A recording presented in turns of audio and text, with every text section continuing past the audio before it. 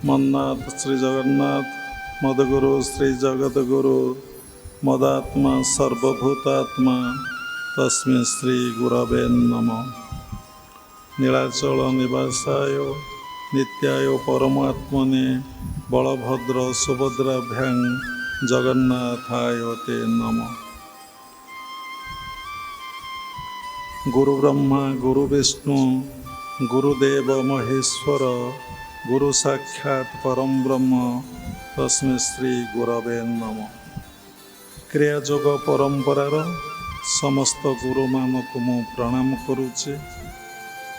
विश्वर प्रत्येक संप्रदायर गुरु मानक मु प्रणाम करुछि। उपस्थित भगवत स्वरूपगण सबुरी भितरे जगन्नाथ को उपलब्धि करी मु प्रणाम करुछि। आज अप्रैल 27 तारीख 2025 मसीहा रविवार।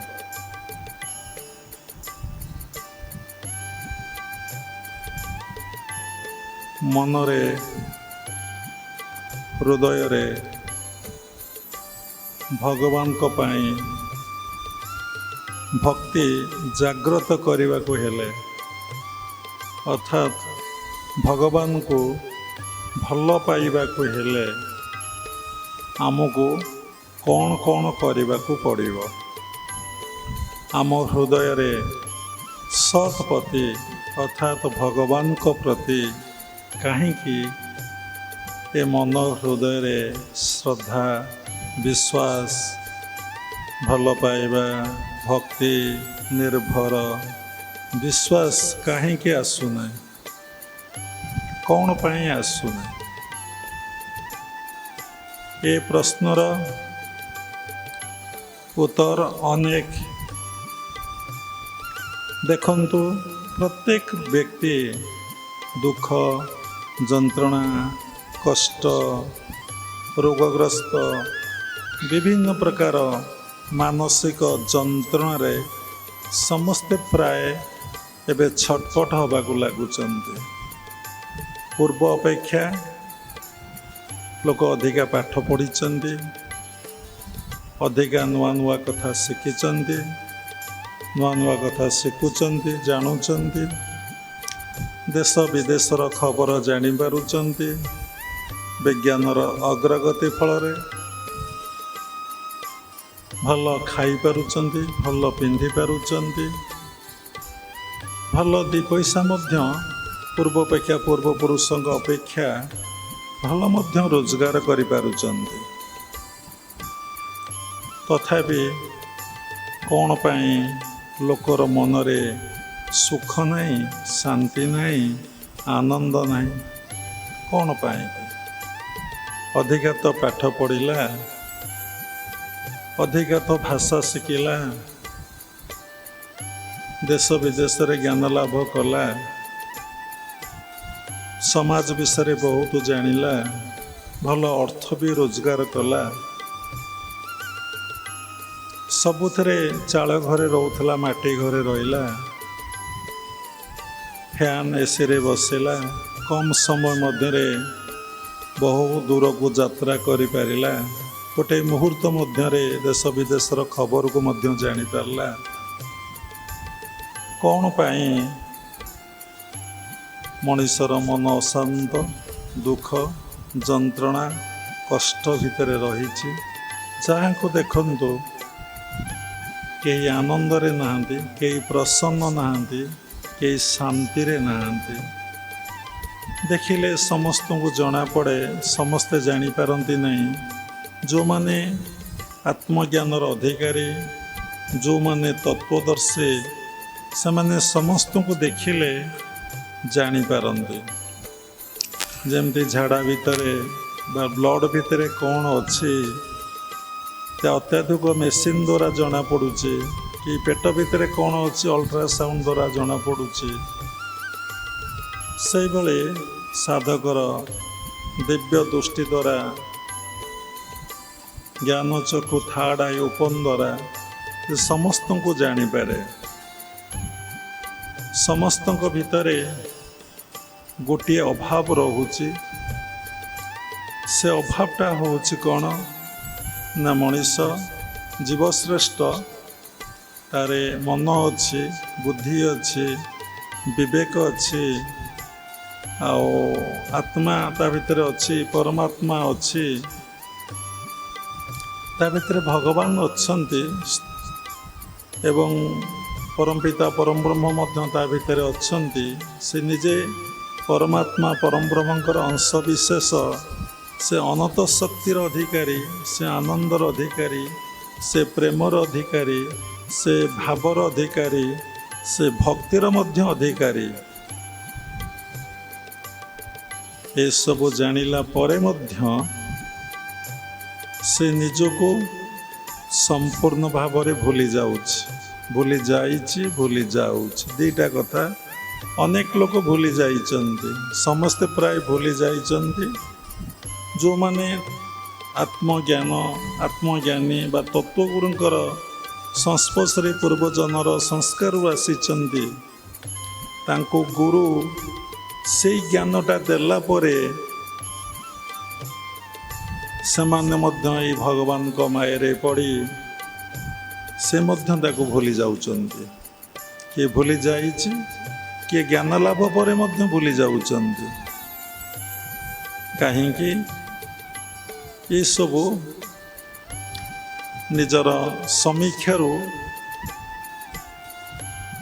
अभावरू आमे निजको एनालिस करूने आमे निजको समीक्षा करूने आमे निजको डिस्क्राइब करूने मु किए केउंटी थेले केउंठा को आसीचे कौन करिया को आसीचे मु केउंठा को जीवी कौन नहीं करी आसीतिले कौन एठारे करिवे आ कौन गला बळे मु नहीं करिकी जीवी दीटा कथा सत्य चारिटा कथा सत्य जन्म मृत्यु जरा व्याधि समस्त को दिने मृत्यु लाभ करिया को पड़िबो ए कथा ध्रुव सत्य किंतु आपण ए विषय जानिचंती भूली जाइचंती जदि ए कथा को आपण डीपली भाबिबे डीपली मने पकइबे आपण चुप होइकी बसी जिवे अरे मु दिने चली जीवी पुणी समीक्षा जदि करी केमिति जीवी कोठी जीवी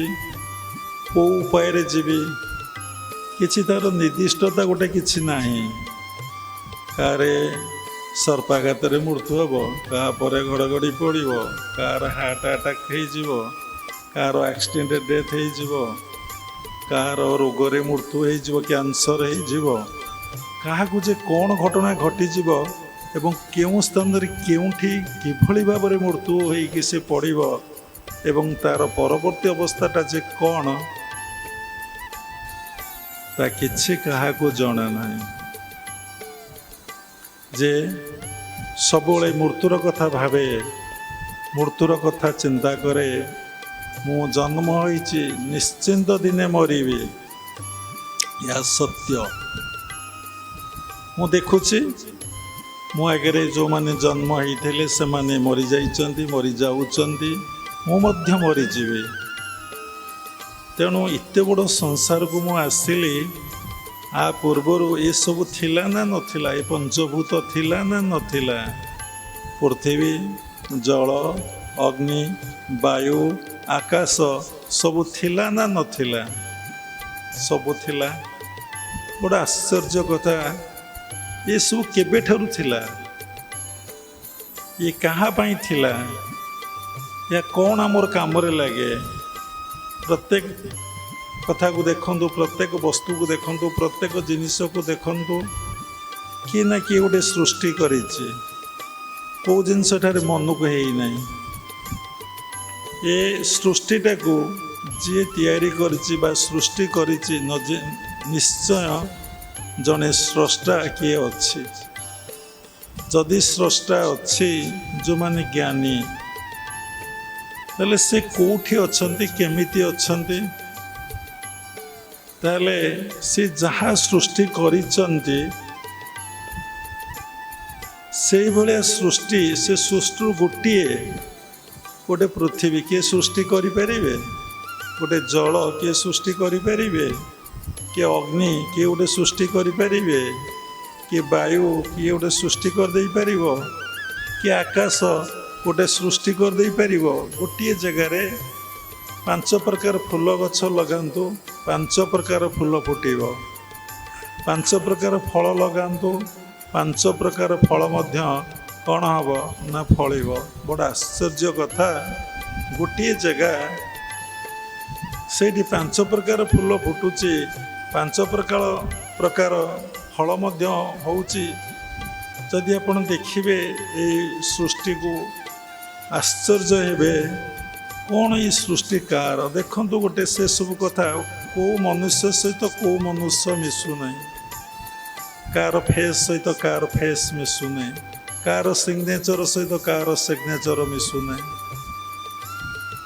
कार कथा सहित का कथा मिसु नहीं समस्ते समस्त ठारू डिफरेंस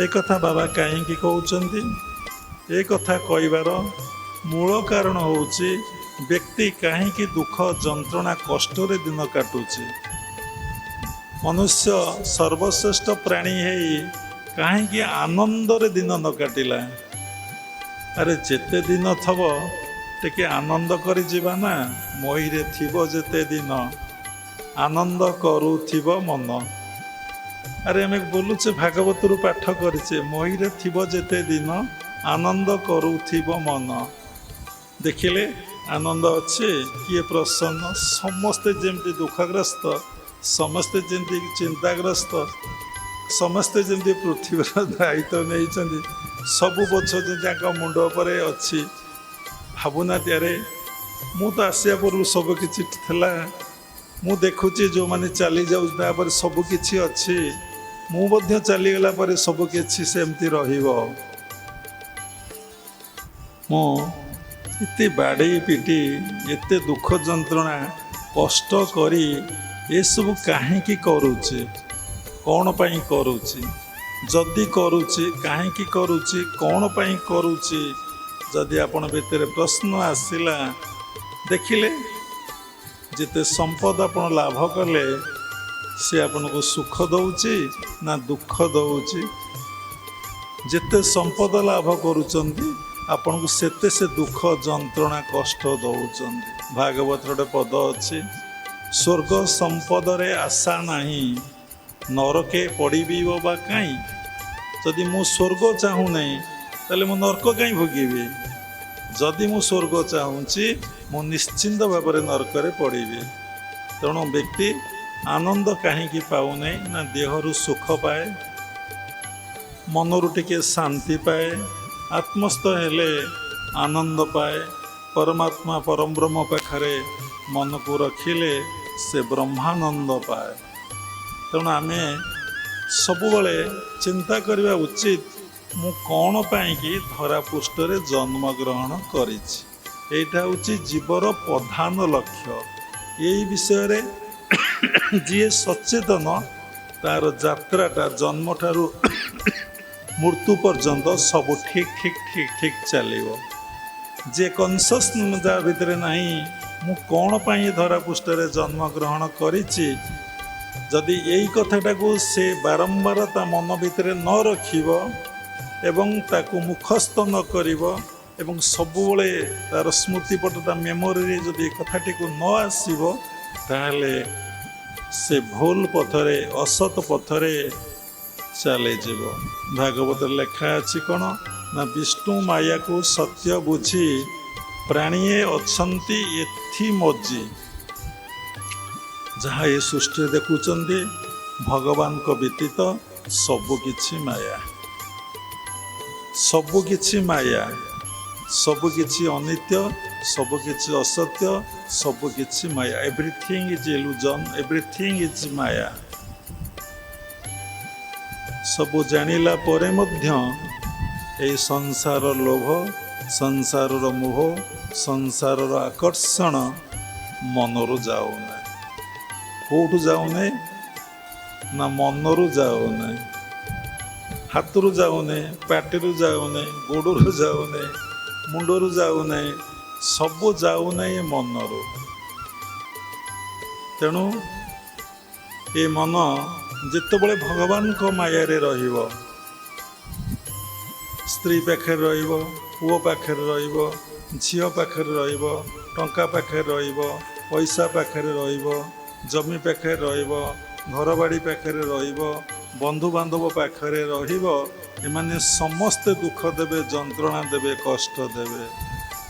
ଭାଗବତର ଉଲ୍ଲେଖ ଅଛି, ସୁତ ତନୟ ଦାରା ଦଶ, ଏ ସର୍ବ ବିଜୁଳି ପ୍ରକାଶ। ଏ ପୁଣି ଯାଆନ୍ତି ନିଜ କର୍ମ ପଥେ, ଶୋକ ସନ୍ତାପ ଦେଇ ଚିତେ, ଏହାଙ୍କ ସଙ୍ଗେ ଲାଭ ଏଇ, ଏ ଭାବ ମୂଢ଼ ନ ଜାଣଇ। ଭାଗବତରେ କ'ଣ ଉଲ୍ଲେଖ କରାଯାଉଛି ନା ଏଇମାନଙ୍କ ସହିତ ସମ୍ପର୍କ ରଖିଲେ ଆପଣ ପୁଳାଏ ଦୁଃଖ ଯନ୍ତ୍ରଣା କଷ୍ଟ ପାଇବେ। ଏ କଥାକୁ କିଏ ଜାଣିପାରୁନାହିଁ ନା ମୂଢ଼ ଯିଏ ଜାଣିପାରୁନାହିଁ।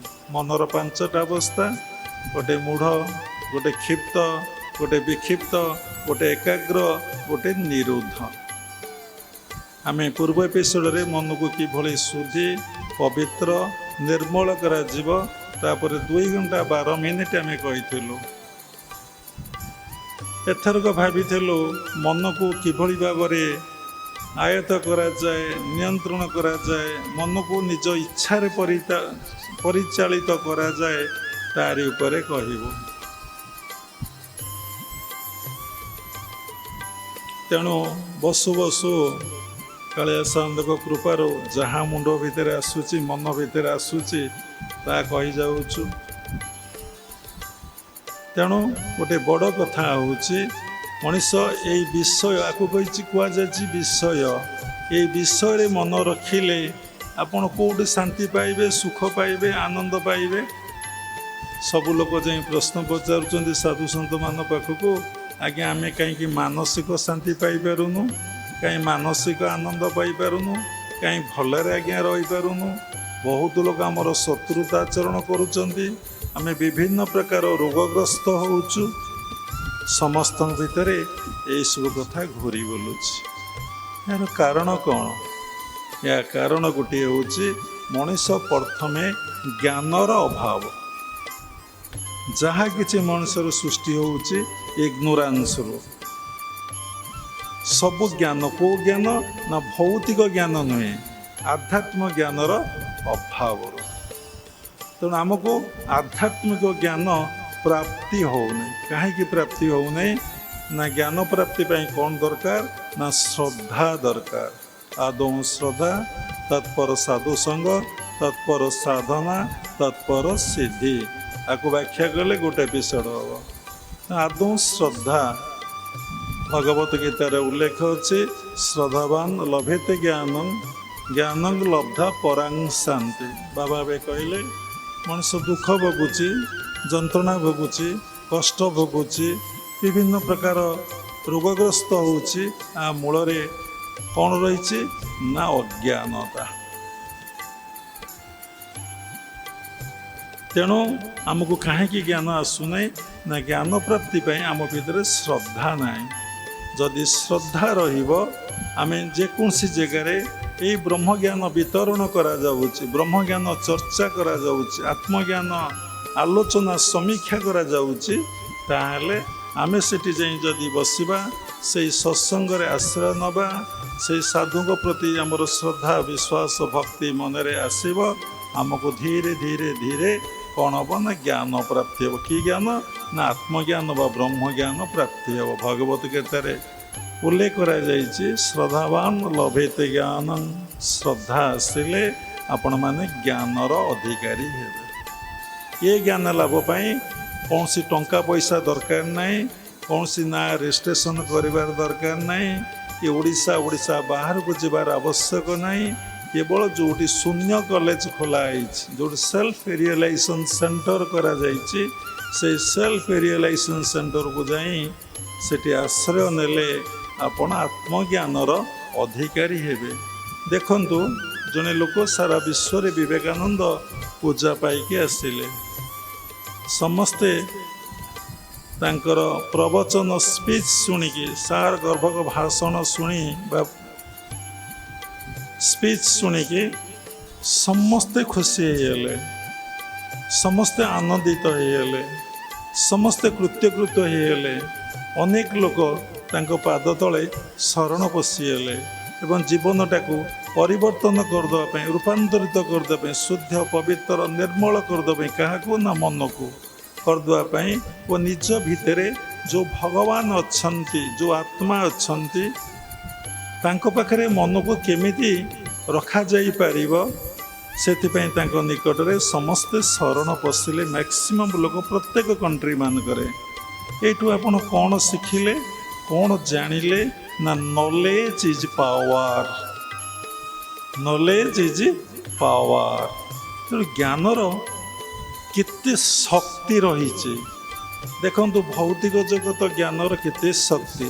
ଯେଉଁମାନେ ଟ୍ୟାଲେଣ୍ଟ, ଯାହା ପଢ଼ିଲେ ଏକାଥରକେ ମନେ ରଖି ଦେଉଛନ୍ତି, ଯାହାଙ୍କର ଫାଷ୍ଟ ମେମୋରି ପାୱାର, ସେମାନେ କେତେ କେତେ ବଡ଼ ପୋଷ୍ଟ ପାଇଯାଉଛନ୍ତି, IAS ହେଇଯାଉଛନ୍ତି, ବଡ଼ ବଡ଼ ପୋଷ୍ଟ। ବାବାଙ୍କର ତ ଏତେ ନଲେଜ ନାହିଁ, ସେସବୁ ପୋଷ୍ଟର ଅଧିକାରୀ ହେଇଯାଉଛନ୍ତି। ଯେତେବେଳେ ସେ ପୋଷ୍ଟ ପାଇଯାଉଛନ୍ତି, ସେମାନଙ୍କ ପାଖରେ କେତେ ୱେଲ୍ଥ, ସେମାନଙ୍କ ପାଖରେ କେତେ ପାୱାର ଅଛି ଦେଖନ୍ତୁ ନା।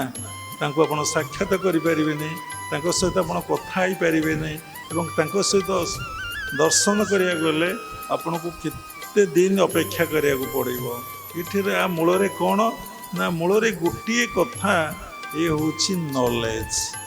ଯଦି ଭୌତିକ ନଲେଜର ଏତେ ପାୱାର ଅଛି, ଅନିତ୍ୟ ମାନେ ଅପରାବିଦ୍ୟାର ଯଦି ଏତେ ଶକ୍ତି ଅଛି, ତେଣୁ ଯେ ପରାବିଦ୍ୟାର ଅଧିକାରୀ ହେବ, ସେ କେତେ ବଡ଼ ପାୱାରଫୁଲ୍ ମ୍ୟାନ୍ ନ ହେଇଯିବ, କେତେ ବଡ଼ ପାୱାରଫୁଲ୍ ମ୍ୟାନ୍ ନ ହେଇଯିବ। ତେଣୁ ଜ୍ଞାନ କେଉଁଠି ଆସେ ନା, ଜ୍ଞାନ ସବୁ କଥା ଭିତରୁ ଆସେ। All knowledge comes out from inner not outside. ଭାଗବତରେ ଲେଖା ଅଛି କ'ଣ ନା, ମୋର ନୋହିଲେ କରୁଣା ବ୍ରହ୍ମା ଶଙ୍କର ହୁଅନ୍ତି ବଣା। ଭଗବାନଙ୍କ କୃପା ନହେଲେ କେବେ ଜ୍ଞାନ ପ୍ରାପ୍ତି ହୁଏ ନାହିଁ। ମୁଁ ଯାକୁ ନ ହୋଇ ସଦୟ, ମୁଁ ଯାକୁ ହୁଅଇ ସଦୟ, ଜ୍ଞାନତା ହୃଦୟ ଉଦୟ। ମୁଁ ଯାକୁ ହୁଅଇ ସଦୟ, ଭଗବାନ କହୁଛନ୍ତି ମୁଁ ଯାକୁ ସଦୟ ହେବି, ତା ହୃଦୟରୁ ଜ୍ଞାନ ଉଦୟ ହେବ। ଏବେ ଜଣେ ବ୍ୟକ୍ତି ଆମ ପାଖକୁ ଆସିଥିଲେ। ପ୍ରତ୍ୟେକ ଦିନ ବହୁତ ଲୋକ ଆସୁଛନ୍ତି ଆଶ୍ରମକୁ। କହିଲେ ମୁଁ ଗୋଟେ ମିଲିଟାରୀ ପର୍ସନ୍, ଆପଣ ନା ସତ୍ସଙ୍ଗ ଶୁଣି ମୁଁ ଆସିଛି, ଆପଣ ମୋତେ ଟିକେ ଆତ୍ମଜ୍ଞାନର କଥା କୁହନ୍ତୁ। କହିଲେ ଆତ୍ମା କ'ଣ ନା ଆଧ୍ୟାତ୍ମିକତା। ଆରେ ବା, ଆଧ୍ୟାତ୍ମିକତା କ'ଣ ନା ଆତ୍ମା। କ'ଣ ଆତ୍ମା ବୋଇଲେ ଆଧ୍ୟାତ୍ମିକତା, ଆଧ୍ୟାତ୍ମିକତା ବୋଇଲେ ଆତ୍ମା। ସେ ସବୁଠୁ ଚୁପ୍ ହେଲେ। ମୁଁ କହିଲି କହୁନାହାନ୍ତି, ଆତ୍ମା ସମ୍ବନ୍ଧରେ ଜ୍ଞାନ ଲାଭ କରିବାକୁ ଆଧ୍ୟାତ୍ମିକତା କହନ୍ତି, ବା ଆତ୍ମା ସମ୍ବନ୍ଧରେ ଜ୍ଞାନ ଲାଭ କରିବାକୁ ଆତ୍ମଜ୍ଞାନ କହନ୍ତି। ଆପଣ ବଡ଼ି ଭିତରେ ସୋଲ୍ ଅଛି ବା ଆତ୍ମା ଅଛି ବା ଭଗବାନ ଅଛନ୍ତି, ଆପଣ ଜାଣିଛନ୍ତି ନା? ହଁ, ମୁଁ ଜାଣିଛି। ଭଗବାନ ସର୍ବତ୍ର ଅଛନ୍ତି, ଭିତରେ ଅଛନ୍ତି ଏବଂ ବାହାରେ ଅଛନ୍ତି ବୋଲି। ଯାହା ହଉ, ଏ କଥାଟା ଆପଣ ଜାଣିଛନ୍ତି ନା? ମୁଁ କହିଲି ବୋଧ ହୋଇଛି। ତାକୁ ଆଉ ଟିକେ ସରଳରେ କହିଲେ, ଆପଣଙ୍କର ଅନୁଭବ ହେଇଛି, ଆପଣଙ୍କର ଅନୁଭବ ହେଇଛି। ସରିଗଲା। ଆଜି ଜଣେ ମା ଆସିଛନ୍ତି, କହିଲେ ଟିକେ ମୁଁ ଆପଣଙ୍କୁ ଦର୍ଶନ କରିବି। ବହୁତ ଭଲ। ଦର୍ଶନ କଲେ। ଦର୍ଶନ କଲେ କ'ଣ ପେଟ ପୁରେ? ଗୁରୁଦେବ କହୁଥିଲେ ସୁଦର୍ଶନ କଲେ ପେଟ ପୁରେ। ଦର୍ଶନ ସୁଦର୍ଶନ, ତା ପୂର୍ବରୁ ପୁଣି ସୁଟା ଲଗାହେଲା। ସୁନ୍ଦର ଭାବରେ ଦର୍ଶନ କଲେ ଯାଇକି ପେଟଟା ପୁରିବ। ତେଣୁ ସୁନ୍ଦର ଭାବରେ ଦର୍ଶନ କେମିତି କରିବେ? ଆପଣ ମିଠା କଥା ଶୁଣିଛନ୍ତି, ମିଠା କେବେ ଖାଇନାହାନ୍ତି। ମିଠାକୁ ଦେଖିଲେ, ମିଠା କଥା ଶୁଣିଥିଲେ ଗୋଟେ ଆଇଡ଼ିଆ, ଗୋଟେ ପ୍ରକାର ଭାବନା। ମିଠା ଦେଖିଲେ ଗୋଟିଏ ପ୍ରକାର ଭାବନା, ମିଠା ଖାଇଦେଲେ ଆଉ ଗୋଟେ ପ୍ରକାର ଭାବନା। ତେଣୁ କୌଣସି ଲୋକର କଥା ରହିଯାଉଛି, ରୂପ ଦେଖି କେବେ ଆକୃଷ୍ଟ ହୁଅ ନାହିଁ। କୌଣସି ଲୋକ ରୂପ ଦେଖି କେବେ ଭଲ ପାଅ ନାହିଁ। ସେ ରୂପ ଭିତରେ ଯେଉଁ ଅରୂପ ଅଛି, ଯେଉଁ ଆତ୍ମା ଅଛି, जो संस्कारटा ता भितर प्रवेश करिछि सेटा कि संस्कार, सात्विक संस्कार कि राजसिक संस्कार कि तामसिक संस्कार देख केमिति जानिम ना लोकर ड्रेस रो लोकर गढ़न पुणी कहले बाबा स्थूल को आसिले ताटी किछि नाही तार संस्कार रु सेटा सृष्टि होइछि तार कथबार्ता रु तार वर्क रु तार वर्ड रु तार बिहेवियर रु आपण जानी परिबे आ भितर सात्विक भाव अछि कि राजसिक भाव अछि कि तामसिक भाव अछि आ भितर देवता अछि आ भितर मानव अछि ना आ भितर राक्षस रहिछि। अरे लोक भितर देवता नहीं आपण कथा प्रसंग रे कहउछन आहा तू गोटे देवतुल्य लोक तुम्हें भगवान किंतु समस्ते भगवान। काली जने व्यक्ति मते कहले से कथा रहीगला से व्यक्ति कहले आपण भगवान आम हसिलु आम कहले आपण कौन ए जानुचंदी मो भगवान बोली ठीक अच्छे जेबे जानले ठीक अच्छे आपण भगवान बोली तो जानचंदी you are the God you are the power of God. हाँ आमे भगवान ताले से कृष्ण को पचारे हम से जगा को पचारे हम से राम को पचारे हम एवं से जो गुरु जो जगन्नाथ दास लिखिं व्यास को कान धरी पचारे हम कौन कहले सकल देह नारायण बसंती अनादि कारण कौन कहले सकल जीवे नर हरि बसई आत्मा रूप धरी सकल भूते बास मोर मु आत्मा जगत ईश्वर पुणी एक कथा से कहीं कहले पुणी गीतारे कहले ईश्वर सर्वभूतानां हृदयेषु अर्जुन तिष्ठन्ति कहीं उपनिषद कहला एक देव सर्वभूतेषु गुड़ कहीं कथा कहला आपण भगवान मु भगवान आपण रियलाइज करना आपणकर बोध नहीं अनुभव नहीं मोर अनुभव अच्छी मु भगवान किंतु मु कहबी नहीं कहीं ना निया केबे कहे नहीं निया पानी केबे कहे नहीं पानी माटी केबे कहे नहीं माटी आपण को रियलाइजेशन जहाँ आपण ता कहबे। भगवान कहले आमे भी खुशी चोर कहले भी आमे भी खुशी साधु कहले भी आमे भी खुशी आ भक्त कहले भी आमे भी खुशी दास कहले भी आमे भी खुशी टाउटोटे कहले आमे भी खुशी किंतु मु सबु हेछि आपण को जना नहीं भारी गभीर कथा मु सबु हेछि मु स्त्री हेछि मु पुरुष हेछि मु जड़ हेछि मु चेतन हेछि मु सबु हाथी हेछि बाघ हेछि अजगर साप हेछि भालू हेछि सबु किछि मु हेछि आपण सबु हेछंती आउ आपण किछि अनुभव करने एते दिन मो सानिध्य आसला पर मुझे सबु हेछि बोली ना आपण मुंडटा को माने खराब कर देबे कहले आपण से स्तर को जानतु नहीं आपण ए जन्म रे सात्विक जीवन काटिया पय ट्राई करंतु गुरु आपण को पाठ पढ़ेबे धीरे धीरे आपण को ऊर्ध्व को नहीं कि जीवे ऊर्ध्व को नहीं कि जीवे तेणु भागवत गोटे पद ये मन पड़े ज्ञान अभ्यास अविरते चंचल न करिब चित्ते ज्ञान को अभ्यास करिया को हेले आपण चित्त को केतबेले चंचल करंतु नहीं।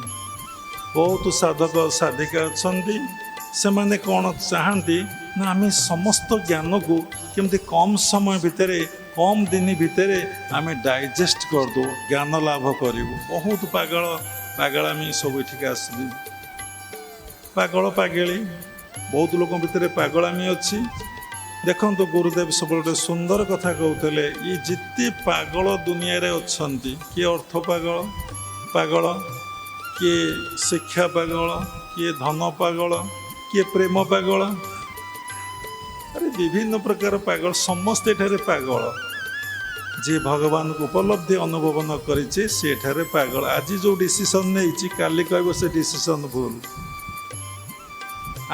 काली जो डिसीजन नेला पूर्ण कहब से भी भूल कहीं से गोटे निर्दिष्ट सिद्धांत रे पहुँची ना जो से भगवान पाखे पहुँचब एवं पाखे मन को रखिब से जहाँ तार अनुभव बोध हम ताही ठीक तापर कौन है मुझा को होई सदय ज्ञानता हृदय उदय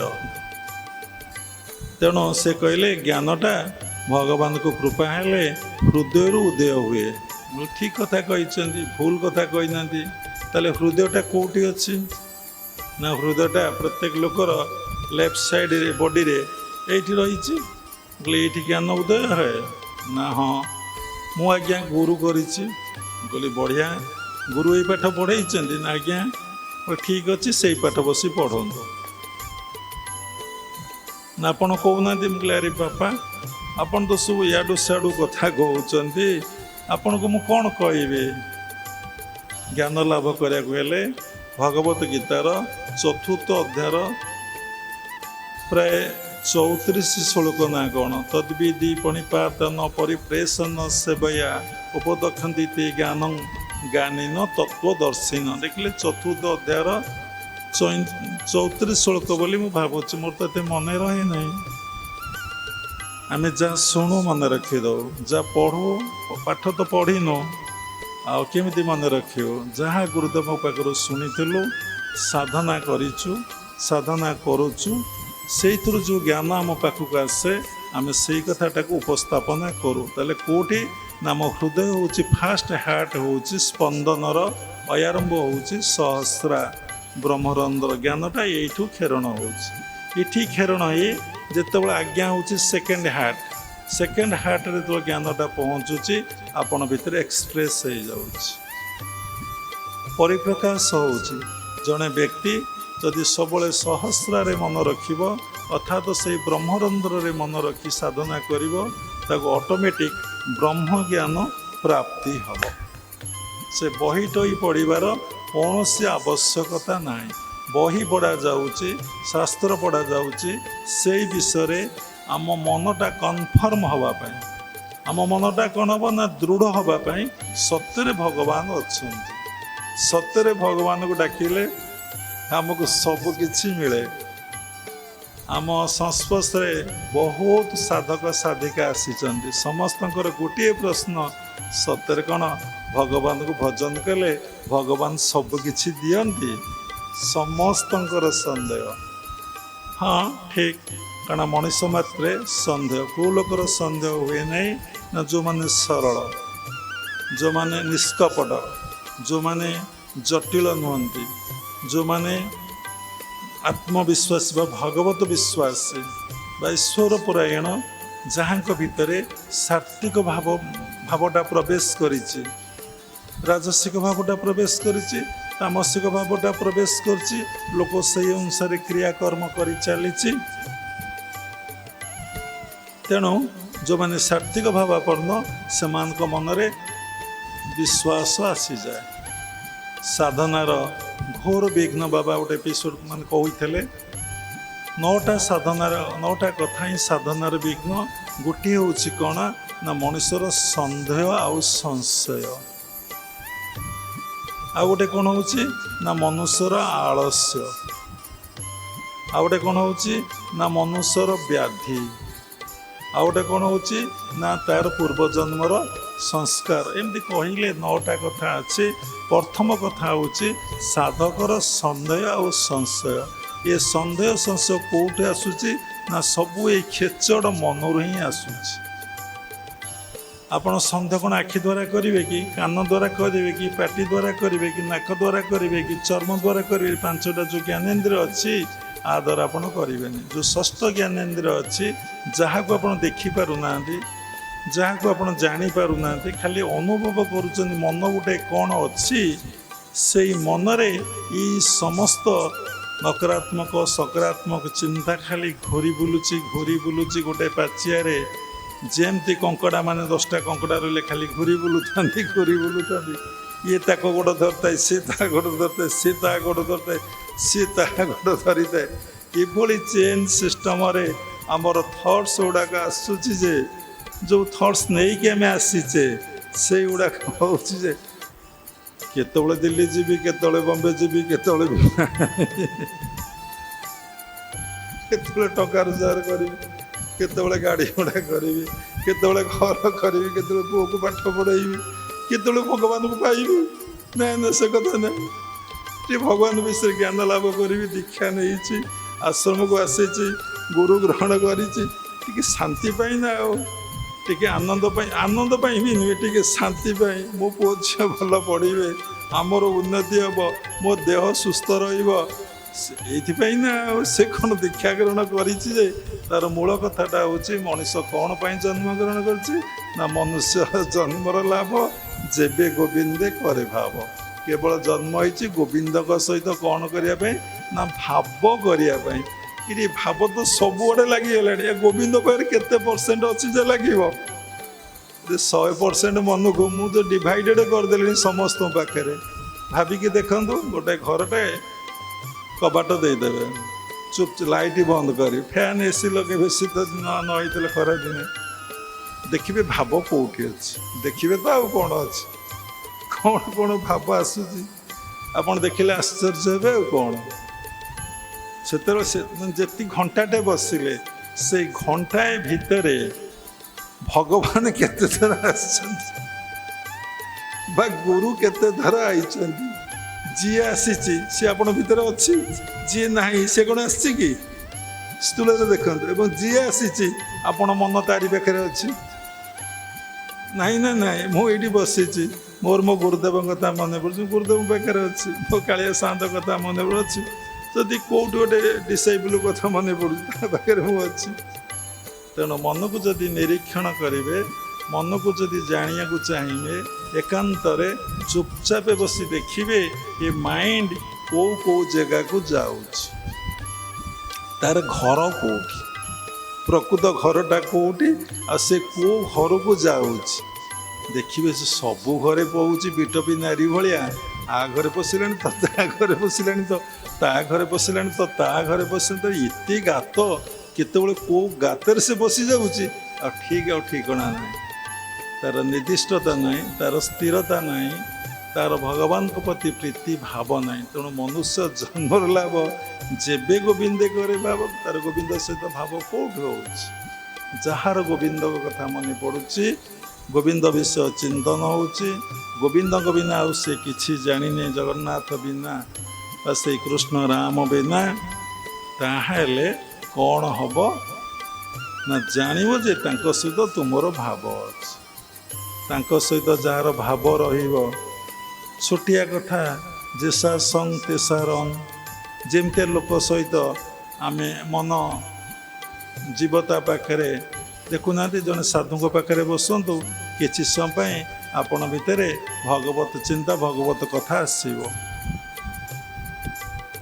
ଗୋଟେ ଚୋର ପାଖରେ ବସନ୍ତୁ, ସେ ଖାଲି ଚୋରି କଥା କହିବ, ଆପଣ ମନ ଏତେ ଦୂର ପ୍ରଭାବିତ, ମୁଁ ଟିକେ ସେ ଧନର ଅଧିକାରୀ ହଁ ଦେଖି ଚୋରି ଟିକେ ହୁଅନ୍ତା। ଯେ ସାସଙ୍ଗ, ଗୋଟେ ଗଙ୍ଗା କୂଳରେ ବସନ୍ତୁ, ଆପଣ ଥଣ୍ଡା ଲାଗିବ। ଗୋଟେ ରୋଷେଇ ଚୁଲା ପାଖରେ ବସନ୍ତୁ, ଯଦି ଅଗ୍ନି ଜଳୁଛି ଆପଣଙ୍କୁ ଗରମ ଲାଗିବ। ଯେମିତି ସଙ୍ଗ କରିବେ ସେମିତି ରଙ୍ଗ ବୋଳି ହେଇଯିବ। ଗୋଟେ ଖଟା କଥା ଟିକେ ଭାବନ୍ତୁ, ପାଟିରୁ କେମିତି ଲାଳ ସିକ୍ରେସନ୍ ହେବ ଦେଖନ୍ତୁ। ଗୋଟେ ସୁନ୍ଦରୀ ସ୍ତ୍ରୀ ଦେଖନ୍ତୁ, କେମିତି ମନରେ କାମ ଚିନ୍ତା ହେବ। ଗୋଟେ ସ୍ତ୍ରୀଟେ, ଗୋଟେ ସୁନ୍ଦର ପୁରୁଷ ଦେଖୁ, ତା ଭିତରେ କେମିତି କାମ ଚିନ୍ତା ହେବ। ନିଜେ ଅନୁଭବ ଅଛି। ଯଦି ସ୍ଥୂଳଠାରୁ ସୂକ୍ଷ୍ମଟା କରିବା ଠାରୁ ଚିନ୍ତନଟା ଆହୁରି ସୂକ୍ଷ୍ମ। 3 ପ୍ରକାର ପାପ କରାଯାଉଛି, ମନ ଦ୍ୱାରା, ଆଉ କ'ଣ ନା ବାଣୀ ଦ୍ୱାରା, ଆଉ କ'ଣ ନା କାୟ ଦ୍ୱାରା। ଆପଣ କାହାକୁ ବାଡ଼େଇଲେ, କାହାକୁ ମାଇଲେ, କାହାକୁ ଖରାପ କଥା କହିଲେ, କାହା ମନରେ ଦୁଃଖ ଯନ୍ତ୍ରଣା କଷ୍ଟ ଦେଲେ, କାୟ ଦ୍ୱାରା ହେଲା। ବାଣୀ ଦ୍ୱାରା କାହାକୁ କଠୋର ଭାଷା, କଠୋର କଥା କହିଲେ, ତା ଦ୍ୱାରା ମଧ୍ୟ ଆପଣ ପାପ ଅର୍ଜନ କଲେ। ଆଉ କ'ଣ ନା ମନ ଦ୍ୱାରା, ମନ ଦ୍ୱାରାଟା ଭାରି ପାୱାରଫୁଲ୍। ଯେତେବେଳେ ଆପଣ ମନେ ମନେ କାହାକୁ ଶୋଧୁନାହାନ୍ତି, ମନେ ମନେ ଗାଳି ଦେଉନାହାନ୍ତି, ମନେ ମନେ ଭଲ ପାଉନାହାନ୍ତି, ମନେ ମନେ ତାକୁ କୁତ୍ସାରଟନା କରୁନାହାନ୍ତି, ତା ଦ୍ୱାରା ମଧ୍ୟ ପାପ ହେଉଛି। ମନ ଦ୍ୱାରା ଯେଉଁଟା ହେଉଛି ଭେରି ପାୱାରଫୁଲ୍। ଯଦି ସତରେ ଏ ଭଗବାନଙ୍କ ସୃଷ୍ଟିରେ ଗୋଟିଏ ଭଲ ନିୟମ, ବାବା ସବୁ କଥା କହିଛନ୍ତି, ଆପଣମାନେ ସବୁ ନୂଆ ନୂଆ ଆସୁଛନ୍ତି, କ'ଣ କରାହେବ? ତେଣୁ ଯାହାକୁ ଯାହା ପାଖକୁ ଯାହା ପ୍ରେରଣ କରିବେ, ଯେଉଁ ଏନର୍ଜି ଛାଡ଼ିବେ, ଆପଣ ପାଖକୁ ସେଇ ଏନର୍ଜି ସତ୍ୱଗୁଣରେ ଫେରି ଆସିବ। ଆପଣ କାହାକୁ ସାରା ବିଶ୍ୱକୁ ଭଲ ପାଆନ୍ତି, ବିଶ୍ୱ ଆପଣଙ୍କୁ ଦିନେ ନିଶ୍ଚିନ୍ତ ଭଲ ପାଇବ। ଯଦି ସମସ୍ତଙ୍କୁ ଶ୍ରଦ୍ଧା କରନ୍ତି, ବିଶ୍ୱ ଆପଣଙ୍କୁ ଶ୍ରଦ୍ଧା କରିବ। ଯଦି ସମସ୍ତଙ୍କର ଆପଣ ସେବା କରନ୍ତି, विश्व करिबो आपणकर सेवा। यदि सबुबले आपण भगवान पाखरे पाद पद्मरे मन को रखती, भगवान आपण को पाखरे भी मन को रखिबे। मो मन जदि तोठारे थिबो, तु मन मोठारे थिबो, नित्य वृंदावने निकुंज कानने दिने भेटा भेटी हेब। सो भजन महापुरुष मैंने लिखिं मितणी दारुण दैव, जोटा न्यूटन का थर्ड लॉ, प्रत्येक क्रियार समान और विपरीत प्रतिक्रिया थाए। तो जदि आम भगवान कथा को भाविबा, भगवान को स्मरण करवा, मनरे भगवान को चिंतन करवा, भगवान को पूजा करवा, भगवान को ध्यान करवा, आ भगवान का कथा प्रसंग जदि आम उपस्थापना करवा, भगवत आशीर्वाद, भगवत कृपा आमको निश्चिंत भाव में प्राप्ति हो। अरे सकाळु सज्जाते आगुरु सज्जे को जीवा पर्यंत भौतिक जगत हो, आध्यात्मिक जगत हो, आपण जो कर्म सब करूचंती से कर्मर फल आपण भोगुना। तेणु प्रारब्ध संचित क्रियमाण सबु सृष्टि हुए यही मन द्वारा। तेणु भेरी इम्पोर्टाट होचे आपणकर क्रियमाण, भेरी इम्पोर्टाट, कारण क्रियमाण रु संचित एवं प्रारब्ध सृष्टि होइछि। आज आपण जहाँ भोगुचंती ताही प्रारब्ध। प्रारब्ध अर्थ जो कर्म आपणकर संचित होई अच्छी ईश्वर पाखरे बैंक रे, से जहाँ आमको आसूचे ता आमे भोग करुचे, ताही आमर प्रारब्ध। जहाँ भोग नई आम रही जाउची ताही संचित। प्रत्येक मुहूर्त रे आमर क्रियमाण चली, प्रत्येक मुहूर्त रे आमर क्रियमाण चली। आमे सचेतन नहु, ये जो क्रियमाण आम करुचे या दिने संचित हम, या दिने प्रारब्ध ही मते भोग हम। आमर ए विषय आदौ कनससनेस ना। तेणु कहला कर्मटी दुख सुख दाता, विश्व संसारे बलवंता। कर्मटी दुख सुख दाता। तेणु आमको जो दुख मिली, जो सुख मिली, जो शांति मिली, जो आनंद मिलूची, तार मूल रोची कर्म। तेणु साधारण गाँवली भाषा कहती जेमिति बुणीमु सेमिति काटिबु। तू जेमिति कर्म करिबु सेमिति फल पाइबु। तू कदली गछ लगेइबु, आ कौन आंब फलिब, आंब गछ लगेइबु कौन पणस फलिब, पणस गछ लगेइबु कौन फिजुली फलिब। तेणु केतबेले आपणक भितर जो संस्कार आसुची, जो प्रारब्ध भोग होउची, से विषय केबे व्यस्त हुआ ना, से विषय केतबेले विचलित हुआ ना, से विषय केतबेले अधैर्य हुआ ना।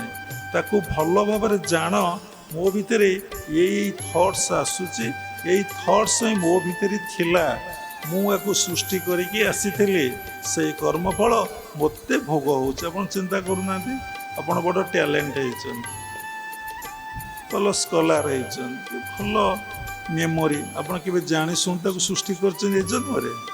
आपण देखिया बहुत सुंदर होइछन, जानि सुनि केबे के सृष्टि करिछि। डीपली भाबी भल बाजा बजै पारुछ, जानि सुनि केबे बाजा बजै पारुछ। भल गीत बोली पारुछन, कि जानि सुनि गीत बोली पारुछे। जने साधु वृंदावन रो ए आश्रम को आसते, से 2 वर्ष हेलाणी आसुचंदे। कहले आपण तो बहुत कथा मन रखिछन ना। हाँ बाबा, मु बहुत कथा मन रखिछि। आसतली पाखरे प्रवचन थला, आपण कथा मन पड़िला, आउ टिके पळै आसिलु। कहले आमे भी आपण कथा भाबुतलु।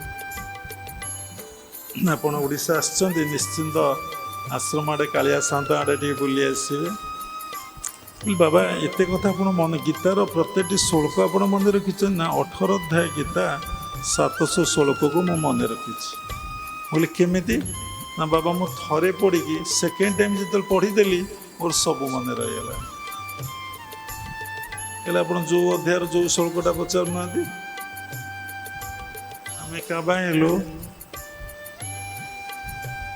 आम कहलु 18 अध्यायर 72 श्लोक कहीदे, 66 श्लोक कहीदे, सप्तम अध्याय 3 नंबर श्लोक मो पाठर शैल से कहीदे। 700 श्लोक 18 अध्याय गीता को से मन भितर ही रखिछन। या कौन गोटे जन्मर साधन संभवपर जदि गोटे जन्म साधन संभवपर पुणी संभवपर नुहे जदि यही जन्म साधन आपण को भगवत प्राप्ति भगवत दर्शन है प्रभु को कृपा हेले पंगु लंघयति गिरि मुकं करोति वाचालं सबकिछि संभवपर से तांको कृपा हेले दिन राति हेबो राति दिन हेबो सबुटा को असंभव को जे संभव कर दियंती संभवटा को जे असंभव कर दियंती से तो महान आ श्रेष्ठ आ कहबार कौन अच्छे से तो भगवान आ कौन सोटू तेणु सबुबले आमर मन रखिबार अच्छी चिंता करिवार अच्छी मु आज शଯ୍ୟା त्याग कली सेति बळे मोर कौन करिवार अच्छी आज दिनटा सकाळर कर्म उपर निर्भर करे जमी सकाळे घंटे आम चाबी देदबा आउ चाबी दबा को पड़े ना गाड़ी में तेल पकईदे तेल पकड़ा जमी पड़े ना से भाई ब्राह्म मुहूर्त समस्ते शଯ୍ୟା त्याग करवाटा उचित 24 घंटा भितर गोटे दिन में गोटे समय अच्छी इतने सुंदर समय इतने सुंदर टाइम सेटा हूँ ब्राह्म मुहूर्त बा ब्रह्म मुहूर्त से मुहूर्तटा राति किए 3टारू कहे कि 4टारू कहे 1.5 घंटा 4:30 बा 5टा जाए से मुहूर्तटा काम करे से मुहूर्त जदि आप जाग्रत हो साधना करेंगे जहाँ को गुरु जो साधना शिखे माने प्रकृत साधना हूँ मनुष्य कौन जहाँ कहीकि आसीथिला से कथा जो गुरु कहीदे पारन अनेक गुरु अच्छा अनेक पाठ पढ़ाते किए बेपार चलो किए देह भल किए पूजा पाइब से सब कथा मो तुंडे आसुना केवल भगवत प्राप्ति भगवत दर्शन भगवत उपलब्धि गुरु जो उपदेश दे था से उपदेश को पालन करवाटा को कहते साधना जदि सहीटा को बस आप करदे ब्राह्म मुहूर्त जो पॉजिटिव थॉट्स पॉजिटिव एनर्जी रे आपण रहिले सारा दिन आपणकर बैलेंस माइंड हम स्टेबल माइंड हम आपण केबे दुख जंत्रणा कष्ट आपण किछि केतबळे भोग करिवे ना सकाळर प्रोग्रामटा एभली भाव आपण को काम दब जे पुणी संध्या बेल जाए जेमती आमे दिन को 3 थर खाऊचे कि 4 थर खाऊचे जे सात्विक भावापन्न व्यक्ति से थरे खाए जार देखिए खाद्य प्रति आसक्ति तुटी जाऊँगी आपण जानी समस्ते क्रिया जोगरे दीक्षा ग्रहण करते जन दीक्षा ग्रहण करन आम चक्रु आम मन भितर समस्त वृत्ति गुड़िक थट्स गुड़ाक आसूची देखिए केतबेले अर्थ चिंता हो देखिए से समय आपणकर मनटा कौटी ना मूलाधार चक्र अच्छे से चक्रटा एक्टिव हो जाए क्रियाशील हो जाए केतबेले सेक्स थट्स आसूची देखिए से स्वादिष्टान चक्रटा आपणकर बहुत एक्टिव हो जाए केतबेले खाद्य चिंता आसूची देखिए आपणकर मणिपुर चक्रटा एक्टिव हो जाए केतबेले मनीष भितर गर्व दम्भ अहंकार इमोशनाल बंधु बांधव सांग साथी समाज आहा सबू जमी तार तांकरी कथा मन पड़ुची तो हार्ट सेंटरटा काम करुच्ची जिते देखिए आश्रम जीवी ध्यान करी जप करी पूजा करी कीर्तन करी साधुसंग करी स्वाध्याय करी देखिए विशुद्धटा एक्टिव हो तो मन सब मरी जाऊँगी केवल आत्मचिंता होची मु किए केउठी थेली केउठाकु आसी केउठाकु जेतलो चिंता होची सेतेबेले आपण आज्ञा चक्रटा कोन करूची ना काम करूची जेतेबेले आपणको भितर कौनसी चिंता रहूनी केवल मु भाबुचंती मु सही परमात्मा परम ब्रह्म को सहित मिलन हो जीवी सेतेबेले आपणकर मन सहस्रा बा ब्रह्मरंध्र को पळौची आज 2 जन व्यक्ति भुवनेश्वर आसते सत्संग शुणिकी केवल दर्शन करा कहले आम जोग करुचु से सत्संग शुणी असुविधा योग शब्दर अर्थ कौन କାହାକୁ ଭଲ ଭାବରେ ଜଣା ନାହିଁ। ଆପଣମାନେ ଯିଏ ବସିଛନ୍ତି ଆପଣମାନେ ବି ଜାଣିନାହାନ୍ତି। ଆପଣ କ'ଣ ତାହେଲେ ବିୟୋଗ ଅବସ୍ଥାରେ ଅଛନ୍ତି? ଯଦି ଯୋଗ କରୁଛନ୍ତି ତାହେଲେ ଆପଣ ବିୟୋଗରେ ଅଛନ୍ତି। ଆପଣ ତାଙ୍କଠୁ ଡିଭାଇଡେଡ୍ ହେଇଯାଇଛନ୍ତି। କାହାଠାରୁ? ନା ଯାହା ସହିତ ଆପଣ ଯୁକ୍ତ ହେବେ। କେତେବେଳେ ସ୍ତ୍ରୀ ସହିତ, କେତେବେଳେ ପୁଅ ସହିତ, କେତେବେଳେ ଝିଅ ସହିତ, କେତେବେଳେ ବନ୍ଧୁବାନ୍ଧବ ସହିତ, କେତେବେଳେ ନିଜର ପ୍ରଫେସନ୍ ସହିତ, ନାଇଁ କି? କେତେବେଳେ ନିତ୍ୟ ଯୋଗ ଚାଲିଛି, କେତେବେଳେ ଅନିତ୍ୟ ଯୋଗ ମଧ୍ୟ ଚାଲିଛି। ତେଣୁ ଆପଣ କାହା ସହିତ ଯୋଗ ହେବେ? ତାକୁ ସରଳ ଭାଷାରେ କହିଲେ ଦୁନିଆରେ ଗୋଟେ ସତ୍ ଆଉ ଗୋଟେ ଅସତ୍। ଆମେ ସବୁ ସମୟରେ ଅସତରେ ସହିତ ଯୋଗ ହେଉଛେ। ଆମେ ସତ୍ ସହିତ କେତେବେଳେ ଯୋଗ ହେଉନି। ଆମେ ସତ୍ ସହିତ ଯୋଗ ନ ହେବାରୁ ଯାହା ମିଳେ ତାହା ମିଳୁଛି। ଅସତ୍ ସହିତ ଯୋଗ ହେଲେ ଯାହା ମିଳିବା କଥା ତାହା ମିଳୁଛି। ଆମେ ପ୍ରତ୍ୟେକ କଥା କହିଲା ବେଳେ ଆମକୁ ହସ ମାଡ଼ୁଛି। କାହିଁକି ନା ଜୀବ ଅଜ୍ଞାନ ଭାବ ଦେଖ, ଦୁଃଖକୁ ମଣେ ମହାସୁଖ। ଜୀବ ଅଜ୍ଞାନ ଭାବ ଦେଖ, ଦୁଃଖକୁ ମଣେ ମହାସୁଖ। କିଭଳି ଭାବରେ ସେ ଦୁଃଖକୁ ୱେଲକମ୍ କରୁଛି, ସ୍ୱାଗତ କରୁଛି। ପାଠ ପଢ଼ୁଛୁ। କାହିଁ ପାଠ ପଢ଼ୁଛୁ? କେହି କହୁନାହାନ୍ତି ମୁଁ ଜ୍ଞାନ ଲାଭ ପାଇଁ ପାଠ ପଢ଼ୁଛି। ନା ପାଠ ପଢ଼ୁଛି ଚାକିରି ପାଇଁ। ଏରେ ଚାକିରି କାହିଁ କରିବୁ? ନା ଅର୍ଥ ଉପାର୍ଜନ। ଏରେ ଅର୍ଥ କ'ଣ ହବ? ତୋର ପଇସା କ'ଣ? ତୁ ତ ପିନ୍ଧିବୁ, ଖାଇବୁ, ରହିବୁ, ରହୁନୁ ଏଇଠି। ନା ନା ନା, ତ ସୁଖରେ ବାସନା ଅଛି, ବିବାହ ହେବି। ଆରେ ତୁ ତ ପାଠ ପଢ଼ୁଥିଲୁ, ତୁମେ ତ ପାଠ ପଢ଼ୁଥିଲ, ବାହା ପାଇଁ କ'ଣ କହିଲେଣି? ଚାକିରି, ଜ୍ଞାନ ଏସବୁ ପାଇଁ। ବାହା ହେଲା ପରେ କ'ଣ ହବ? ଗୋଟିଏ ସଂକଳ୍ପ ଜୀବନରେ କରିବେ, ଗୋଟିଏ କାମକୁ ସେ ୱେଲକମ୍ କରିବ। ଗୋଟିଏ ସଂକଳ୍ପ ଆପଣ କରିବେ, ସେ ଗୋଟିଏ କାମକୁ ୱେଲକମ୍ କରିବ। ଗୋଟିଏ ସଂକଳ୍ପ କ'ଣ? ନା ବାହା ହେବି। ଯଦି ଏଇ କଥାଟାକୁ ଆପଣ କହିଦେଲେ, ଗୋଟିଏ ସଂକଳ୍ପ କରିଦେବ ଆଉ ଆପଣ ଏ ଜନ୍ମରେ ନାହିଁ। ରାମକୃଷ୍ଣ ପରମହଂସ ପାଖକୁ ଯେ ଦର୍ଶନ କରିବାକୁ ଯାଉଥିଲେ, ସେ ପ୍ରଥମ ପ୍ରଶ୍ନ ପଚାରୁଥିଲେ, ଆରେ ଜୀବନର ଲକ୍ଷ୍ୟ କ'ଣ? କେଉଁ ସାଧୁ ଏ କଥା ପଚାରନ୍ତିନି। ସେ କେବଳ ପଚାରୁଥିଲେ ଏ ଜୀବନର ଲକ୍ଷ୍ୟ କ'ଣ? କେହି କହିପାରୁନଥିଲେ ମୁଁ କେବଳ ଜନ୍ମ ହେଇଛି ପରମାତ୍ମା ପରମ ବ୍ରହ୍ମଙ୍କ ସହିତ ଲୀନ ହେଇଯିବା ପାଇଁ, ଏକକାର ହେଇଯିବା ପାଇଁ। ତାପରେ ପଚାରୁଥିଲେ ତୁମେ ବିବାହ ହେଇଛ? ନା ନା ନା, ଠିକ୍ ଅଛି, ତୁମେ ଏବେ କଞ୍ଚା ହାଣ୍ଡି ଅଛ, ତୁମକୁ ଯେମିତି ଚାହିଁଲେ ତୁମେ ସେମିତି ଗଢ଼ି ହେଇପାରିବ। ତୁମେ ବିବାହ ହେଇଛ? ନା ହଁ। ସର୍ବନାଶ, ଜୀବନ ଅଧେ ସରିଗଲା, ଅଧେ ମରିଗଲା। ତୁମେ ବି ପୋଡ଼ା ହାଣ୍ଡି ହେଇଯାଇଛ। ଆରେ ତୁମର ପିଲା ଛୁଆ ଅଛନ୍ତି? ନା ଆଜ୍ଞା, ଯା ଖପରା, କେଉଁ କାମରେ ଆଉ ଲାଗିବ ନାହିଁ। ଏଇ କଥା ଶୁଣିଲେ ବିବାହିତ ଲୋକମାନେ ତାଙ୍କ ଉପରେ ସେତେବେଳେ ରାମକୃଷ୍ଣ ମୁର୍ଦାବାଦ କହିଲେ। ବର୍ତ୍ତମାନ ଟାଇମ୍ରେ କେସ୍ ବ୍ୟତୀତ, ଆରେଷ୍ଟ ବ୍ୟତୀତ ଆଉ କିଛି ପାଠ ନାହିଁ। ତେଣୁ ଜଣେ ଏବେ ପଚାରିଲେ, ସାଧକ ବିବାହ ଶବ୍ଦର ଅର୍ଥ କ'ଣ? ବୋଲି କାହିଁକି? ଆପଣଙ୍କୁ କାହିଁ କହିବି? ନା ଆପଣ କହିବେ ନାହିଁ? ମୁଁ କହିଲି ନା, ମୁଁ କେବେ, ଏଇ 2-3 ଦିନର କଥା, ମୁଁ କହିଲି କହିବି ନାହିଁ। ନା କାହିଁକି? କହିଲେ କାହିଁକିର ମାନେ ଆପଣ ଜାଣିଛନ୍ତି। ପ୍ରଶ୍ନ ଆପଣଙ୍କ ପାଖରେ, ଉତ୍ତର ଆପଣଙ୍କ ପାଖରେ, ମୋ ପାଖରେ କିଛି ନାହିଁ। ସବୁ ଚାବିକାଠି ଆପଣଙ୍କ ହାତରେ। ଯେମିତି ଚାହିଁବେ ସେମିତି ଚାବି ପକାଇବେ, ଖୋଲିବେ। ଭଗବାନଙ୍କ ପାଖରେ କ'ଣ ଅଛି? କାଳିଆ ସାନ୍ତ ତାଙ୍କର ହାତ ଛିଡ଼ା ହେଇକି ଦୁଇ ବାହୁକୁ ମେଲା କରିକି ବସିଛନ୍ତି। ତାଙ୍କ ପାଖରେ କ'ଣ କିଛି ଅଛି?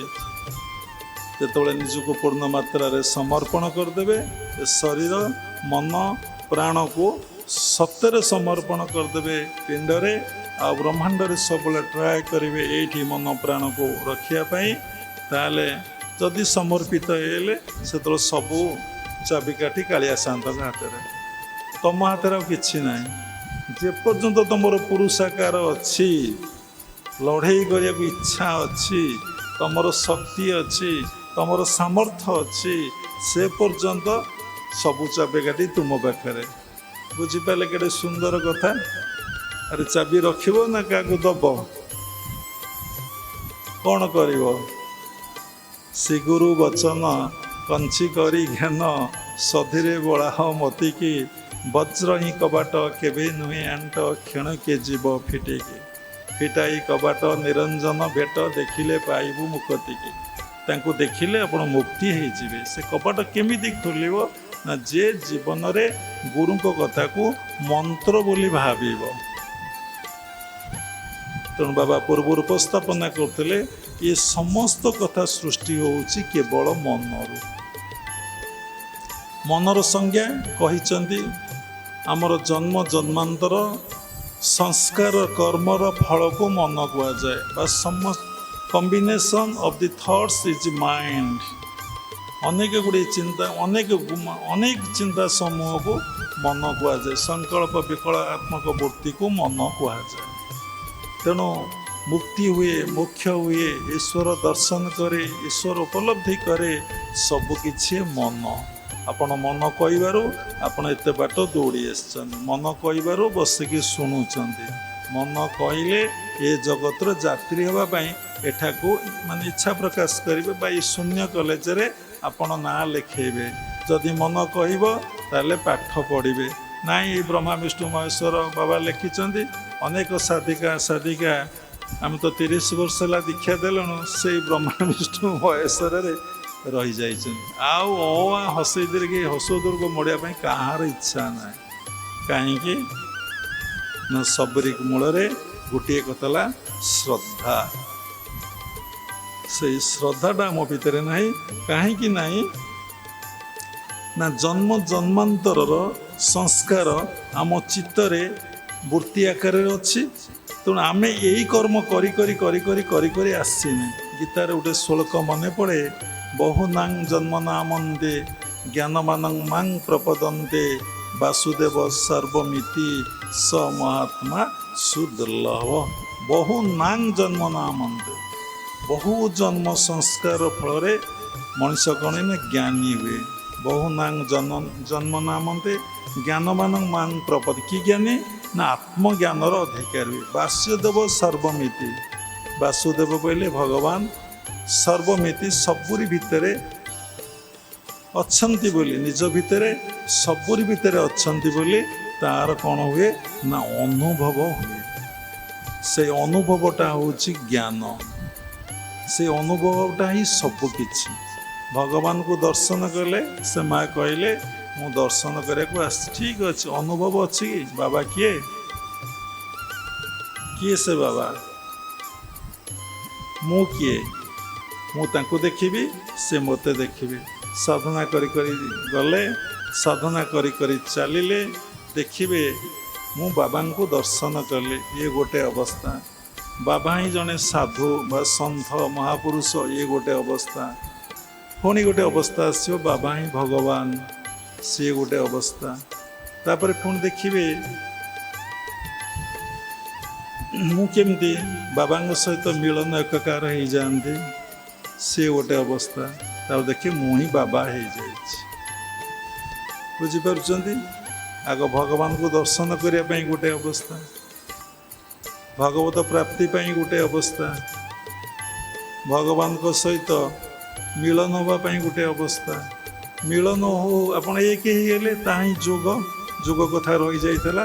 ମନକୁ ନେଇ ଭଗବାନ ପାଖରେ ରଖିବା ବା ଜୀବାତ୍ମାକୁ ନେଇ ପରମାତ୍ମାଙ୍କ ସହିତ ମିଳନ କରିବାକୁ ଯୋଗ କୁହାଯାଏ।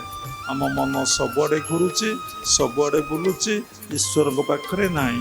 ସବୁଥିରୁ ମନକୁ ଅସତରୁ ମନକୁ ୱିଡ୍ର କରି ପ୍ରତ୍ୟାହାର କରି ଭଗବାନ ପାଖରେ ରଖିବାକୁ ହିଁ ଯୋଗ କୁହାଯାଏ। ସବୁଆଡ଼େ ବୁଲୁଛି ନା। ଆମେ ସତ୍ସଙ୍ଗ କ'ଣ ପାଇଁ କରୁଛେ? ମନ୍ଦିର କ'ଣ ପାଇଁ ଯାଉଛେ? ଜପ କ'ଣ ପାଇଁ କରୁଛେ? ଗୀତା ଭାଗବତ ଉପନିଷଦ କ'ଣ ପାଇଁ ପାଠ କରୁଛେ?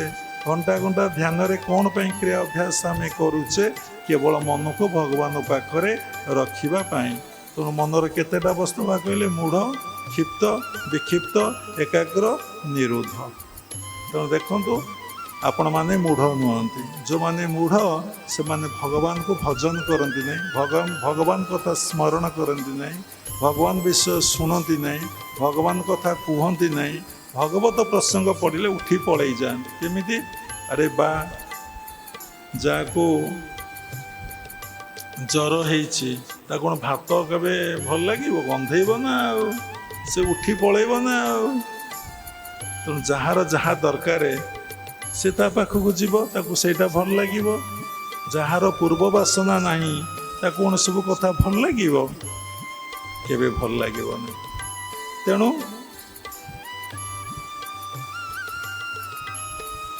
ଯାହା ଭିତରେ ଯେଉଁ ସଂସ୍କାର ଅଛି ସେଇ ସଂସ୍କାରଟା କ'ଣ ହୁଏ ନା ମଣିଷ ଭିତରେ ବାହାରୁଛି। ତୁମେ ଏଇଟା ଜାଣିଲ, ଏଇସବୁ ଚିନ୍ତା, ଏଇସବୁ ଭାବନା, ଏଇସବୁ କର୍ମ ମୋ ଭିତରୁ ହିଁ ସୃଷ୍ଟି ହେଉଛି। ଏଥିପାଇଁ କିଏ ଦାୟୀ? ନା ଏଥିପାଇଁ ମୁଁ ହିଁ ଦାୟୀ। ଏଥିପାଇଁ କେହି ଦାୟୀ ନୁହନ୍ତି। ଯେ ପ୍ରକୃତ ଆତ୍ମଜ୍ଞାନୀ ସିଏ ଦୁନିଆରେ କାହାରିକୁ ଦୋଷାରୋପ କରେ ନାହିଁ, କାହାରିକୁ ପଦେ ଗାଳି ଦିଏ ନାହିଁ, କାହାରି ମନରେ ଦୁଃଖ ଯନ୍ତ୍ରଣା କଷ୍ଟ ଦିଏନି। ସେ ସବୁ ଦେଖେ, ସବୁ ହିଁ ମୋ କର୍ମର ଫଳ, ସବୁ ମୁଁ କରିଛି, ମୁଁ ଆକୁ କ'ଣ କରୁଛି ନା ଭୋଗୁଛି। ତେଣୁ ଗୋଟେ କଥା, ପ୍ରତ୍ୟେକଟି ମୁହୂର୍ତ୍ତରେ କ୍ରିୟମାନ ବନ୍ଦ ହେବ ନାହିଁ। କ୍ରିୟମାନ କେତେବେଳେ ବନ୍ଦ ହେବ ନାହିଁ। ଯେହେତୁ କ୍ରିୟମାନ ହେଲା ସେହେତୁ ସଞ୍ଚିତ ହେବ, ଯେହେତୁ ସଞ୍ଚିତ ହେଲା ସେଇଟା ଭୋଗ ହେବ। ତେଣୁ ପ୍ରାରବ୍ଧ ଭୋଗ ହେବ, ଯାହା ଭୋଗ ନ ହିଁ ରହିଯିବ ତାହା ହିଁ ସଞ୍ଚିତ। କ୍ରିୟମାନ ବନ୍ଦ ହେବ ନାହିଁ। କେବେ ଆପଣଙ୍କର କ୍ରିୟମାନ ବନ୍ଦ ହେବ ନାହିଁ। ସବୁବେଳେ ଆପଣ କର୍ମ କରିବାକୁ ବାଧ୍ୟ। ଶ୍ୱାସ ପ୍ରଶ୍ୱାସରେ ନେବା ଏକ କର୍ମ, ଭଗବାନଙ୍କୁ ଚିନ୍ତନ କରିବା ଏକ କର୍ମ, ଜପ କରିବାଟା ଏକ କର୍ମ, ଶୋଇବାଟା ଏକ କର୍ମ, ଉଠିବାଟା ଏକ କର୍ମ, ଝାଡ଼ା ଯିବାଟା ଗୋଟେ କର୍ମ, ବ୍ରସ୍ କରିବାଟା ଗୋଟେ କର୍ମ, ଖାଇବାଟା ଗୋଟେ କର୍ମ, ଦେଖିବାଟା ଗୋଟେ କର୍ମ, ଯାହା ଆପଣ ଦିନ ସାରା କରୁଛନ୍ତି ତାହା ହିଁ କର୍ମ। ଆଉ କର୍ମ କରୁଛନ୍ତି ମାନେ ଆପଣଙ୍କର ନିଶ୍ଚିନ୍ତ ଭାବରେ ସଞ୍ଚିତ ହେବ, ନିଶ୍ଚିନ୍ତ ଭାବରେ ଆପଣଙ୍କର ପ୍ରାରବ୍ଧ ରହିବ। ଏଥିରେ ଭାବିବାର କ'ଣ ଅଛି? ତେଣୁ ଯେତେ ଆଶ୍ରମକୁ ଆସିଲେ, ଯେତେ ଶାସ୍ତ୍ର ଅଧ୍ୟୟନ କଲେ, ଯେତେ ସାଧୁ ସଙ୍ଗ କଲେ, ଯଦି କର୍ମର କୌଶଳଟା ଆପଣ ନ ଶିଖିଛନ୍ତି ତାହେଲେ ଆପଣଙ୍କର ଏଇ ଯେଉଁ ରୋଟେସନ୍ ଚାଲିଛି, ଜନ୍ମ ମୃତ୍ୟୁର ଚକ୍ରର ରୋଟେସନ୍, ଜନ୍ମ ଆଉ ମୃତ୍ୟୁ, ଜାତ ସଇଁ ଧ୍ରୁବ ମୃତ୍ୟୁ, ଧ୍ରୁବଂ ଜନ୍ମ ମୃତ୍ୟୁଶ୍ଚ, ପୁନରପି ଜନନଂ ପୁନରପି ମରଣଂ, ପୁନରପି ଜନନୀ ଜଠରେ ଶୟନଂ। ଯେଉଁ ବିହନ ନେଇକି ଆସିଛନ୍ତି, ଯେଉଁ ମଞ୍ଜି ଆପଣ ଭିତରେ ଅଛି, ଯେଉଁ ପ୍ରକାର ଗଛ ହେଇଛି ସେଇ ପ୍ରକାର ଫୁଲ, ସେଇ ପ୍ରକାର ଫଳ ଆପଣ ଖାଇବେ, ଲୋକ ଖାଇବେ। କେତେ ବଡ଼ ବୃକ୍ଷ, ସେ ବୃକ୍ଷରେ କେତେ ଲୋକ ଆଶ୍ରୟ ନେବେ କି ଆଶ୍ରୟ ନେବେନି, କି ବୃକ୍ଷ ଭାଙ୍ଗିଯିବ, କି ପୋକ ପଶିଯିବ, କି ଫୁଲ ଫଳ ନ ହୋଇପାରେ। ସମସ୍ତଙ୍କ ଜୀବନରେ କ'ଣ ଫୁଲ ଫୁଟୁଛି କି? ଫୁଲ ନାହିଁ। ଫୁଲ ଫୁଟିଛି? ଫୁଟିଛି। ଫୁଲ ଯଦି ନାହିଁ ଫଳ ହେଇଛି କି? ଫଳ ଯଦି ନାହିଁ ଆପଣଙ୍କର କ'ଣ ପେଟ ପୁରିବ? ଖାଇବେ କ'ଣ? ଛାଇ ତ ନାହିଁ, ଆଶ୍ରୟ କିଏ ନେବ? ଗଛରେ ପୋକ ପଶି ଯାଉଛି। ତେଣୁ ସବୁ କଥାର କର୍ମଟି ଦୁଃଖ ସୁଖ ଦାତା, ବିଶ୍ୱ ସଂସାରେ ବଳବନ୍ତା। ପୁଣି ଲେଖା ହେଇଛି କ'ଣ ନା ଭୋତାତ କର୍ମପାଦେ ସେବ, କର୍ମ ନାହିଁ ଅନ୍ୟ ଦେବ। ଭୋତାତ କର୍ମପାଦେ ସେବ। ତେଣୁ କର୍ମ ହେଉଛି ସବୁକିଛି ବଡ଼। ଆପଣ ଯଦି କର୍ମ ଠିକ୍ ଅଛି, ସତ୍କର୍ମ, ନିଷ୍କାମ କର୍ମ ଯଦି ଆପଣଙ୍କ ପାଖରେ ଅଛି, ବ୍ରହ୍ମା ବିଷ୍ଣୁ ମହେଶ୍ୱର କେଉଁ ଶକ୍ତି ଆପଣଙ୍କର କିଛି କରିପାରିବନି। ଯଦି କର୍ମଟି ଭୁଲ ହେଇଗଲା ତାହେଲେ ସରିଗଲା। ଆଉ କ'ଣ, ପତନ ଆରମ୍ଭ ହେଇଗଲା। ଯେଉଁ କର୍ମ କରିବେ ସେଇ ଫଳ ଆପଣଙ୍କୁ ନିଶ୍ଚିନ୍ତ ଭାବରେ ହିଁ ଭୋଗ କରିବାକୁ ପଡ଼ିବ। ତେଣୁ ଚତୁର୍ଥ ଅଧ୍ୟାୟରେ ଭଗବାନ କର୍ମ ଉପରେ କହିଛନ୍ତି କ'ଣ ନା ଯୋଗ କର୍ମସୁ କୌଶଳମ୍। ଏଇଟା ଚତୁର୍ଥ ଅଧ୍ୟାୟ କେଉଁ ଅଧ୍ୟାୟ ମୋର ମନେ ନାହିଁ, ତ ଶୁଣିଛି। ତେଣୁ ପ୍ରତ୍ୟେକ କର୍ମରେ ଗୋଟେ କୌଶଳ ଅଛି, ସେ କୌଶଳଟା ଆମକୁ ଶିଖିବାକୁ ପଡ଼ିବ। ପୁଣି କହିଛନ୍ତି କର୍ମଣ ହପି ବୋଧବଂ ବୋଧବଂ ସ ବିକର୍ମଣ ଅକର୍ମସ୍ୟ ବୋଧବଂ ଗହନା କର୍ମଣ ଗତି। ଚତୁର୍ଥ ଅଧ୍ୟାୟ 16ଟି କର୍ମର ଗତି ଅତି ଗହନ, ଯାହାକୁ ମୁନି ଋଷିମାନେ ଭେଦ ପାଇଲେ ନାହିଁ। କର୍ମ ଅକର୍ମ ବିକର୍ମ ଏ ତିନି କହନ୍ତି ନିଗମ। କ'ଣ କର୍ମ, କ'ଣ ଅକର୍ମ, କ'ଣ ପୁଣି ବିକର୍ମ। ପୁଣି କହିଛନ୍ତି କ'ଣ ନା ଅକର୍ମେ ବାସୁଦେବ ପ୍ରୀତି, କର୍ମ କରିଲେ କ୍ଷୟ ଯାଆନ୍ତି। ଇରେ ଯେତେବେଳେ ଅକର୍ମ କରିବ ଭଗବାନ ତମ ଉପରେ ପ୍ରୀତି ହେବେ, ଖୁସି ହେବେ, ଆନନ୍ଦ ହେବେ। ଯେତେବେଳେ କର୍ମ କରି ଚାଲୁଛ ଭଗବାନ ଦୂରେଇ ଯାଉଛନ୍ତି। ଏ ବଡ଼ ଆଶ୍ଚର୍ଯ୍ୟ କଥା। ତାହେଲେ ଆମେ କର୍ମ କରିବାନି, ଚୁପଚାପ ବସିବା? এই ସମସ୍ତ କୌଶଳ ଗୁରୁମୁଖୀ, ତାକୁ ପ୍ରକୃତ ତତ୍ଵ ଗୁରୁ, ଜ୍ଞାନୀ ଗୁରୁ এই କଥାକୁ ହିଁ କହନ୍ତି। ତେଣୁ ପ୍ରତ୍ୟେକ ଲୋକର ସାଧନା ଉପରେ ସନ୍ଦେହ, ସଂଶୟ, ବିଶ୍ୱାସ ନାହିଁ। ଯେତେ ଏକ୍ଜାମ୍ପଲ ଦେଲେ ମଧ୍ୟ ଆପଣମାନଙ୍କର ବିଶ୍ୱାସ ହେବ ନାହିଁ, କାରଣ ଆପଣ ଭଗବତ ମାୟାରେ ଅଛନ୍ତି। ତେଣୁ ଭଗବତୀ ଗୀତାର 7ମ ଅଧ୍ୟାୟର 3 নম্বର ଶ୍ଲୋକ, ଦୈବୀ ହିଂସା ଗୁଣମୟୀ ମମ ମାୟା ଦୁରତ୍ୱୟା ମାମେବ ଯେ ପ୍ରପଦନ୍ତେ ମୟା ମେଟଂ ତରନ୍ତି ତେ। ମୋର କୃପା ନହେଲେ ମୋର ମାୟାକୁ ବ୍ରହ୍ମା ବିଷ୍ଣୁ ମହେଶ୍ୱର ମଧ୍ୟ ଭେଦ କରିପାରି ନାହାନ୍ତି। ତେଣୁ କେମିତି ତାର କୃପା ହେବ? ମାୟା କେଉଁଠି ଅଛି? ସବୁରି କଥାରେ ଆପଣ ଦେଖିବେ ସବୁ ଅଛି ମନରେ। ତେଣୁ ଏ ମନ କୃଷ୍ଣ ପାଦେ ଦେଲେ ଏ ମାୟା ନଲା ଗଇ ଭଲେ। ତେଣୁ ଯଦି କୃଷ୍ଣଙ୍କ ପାଦ ପଦ୍ମରେ ଆପଣ ମନକୁ ଦେବେ ତାହେଲେ ଆପଣଙ୍କୁ ମାୟା ଲାଗିବନି। ଏ କଥା ତ ବହିରେ ଲେଖା ଅଛି। ବାବା ତ ଶୁଣିଛନ୍ତି କି ପଢ଼ିଛନ୍ତି, କହିଦେଲେ ଆପଣଙ୍କର କ'ଣ ହେଲା। କିନ୍ତୁ ଏକ ଭଲ ଭାବରେ ବୁଝିବାକୁ ପଡ଼ିବ ଭଗବାନଙ୍କର ପାଦଟା କେଉଁଠି। ସେଇ ପାଦ ଉପରେ କହିଲେ ଘଣ୍ଟା ଘଣ୍ଟା ଲାଗିବ। କାହିଁ ସବୁ ଜାଗାରେ ଭଗବାନ ଭାଗବତରେ ଗୀତାରେ କେବଳ ତାଙ୍କ ଚରଣ ଉପରେ, ପାଦ ଉପରେ କାହିଁ କହିଲେ? ଆଉ କେଉଁଠି କହିଲେନି ଶରଣ ପଶ ମୋର ପାଦେ? କାହିଁ ଏ କଥା କହିଲେ? ସର୍ବଧର୍ମ ପରିଦେଜ ମାମେ ଶରଣଂ ଭଜ, ଏ କଥା କାହିଁ କହିଲେ?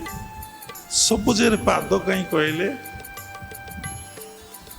ପାର୍ଥ ପାପ ଦର୍ଥ ଦହନ। ଯଦି ସେ ପାଦକୁ ଛୁଇଁବେ, ପାଦକୁ ସ୍ପର୍ଶ କରିବେ, ସମସ୍ତ ପାପ ଆପଣଙ୍କର ଦହନ ହେଇଯିବ, ପୋଡ଼ି ପାଉଁଶ ହେଇଯିବ।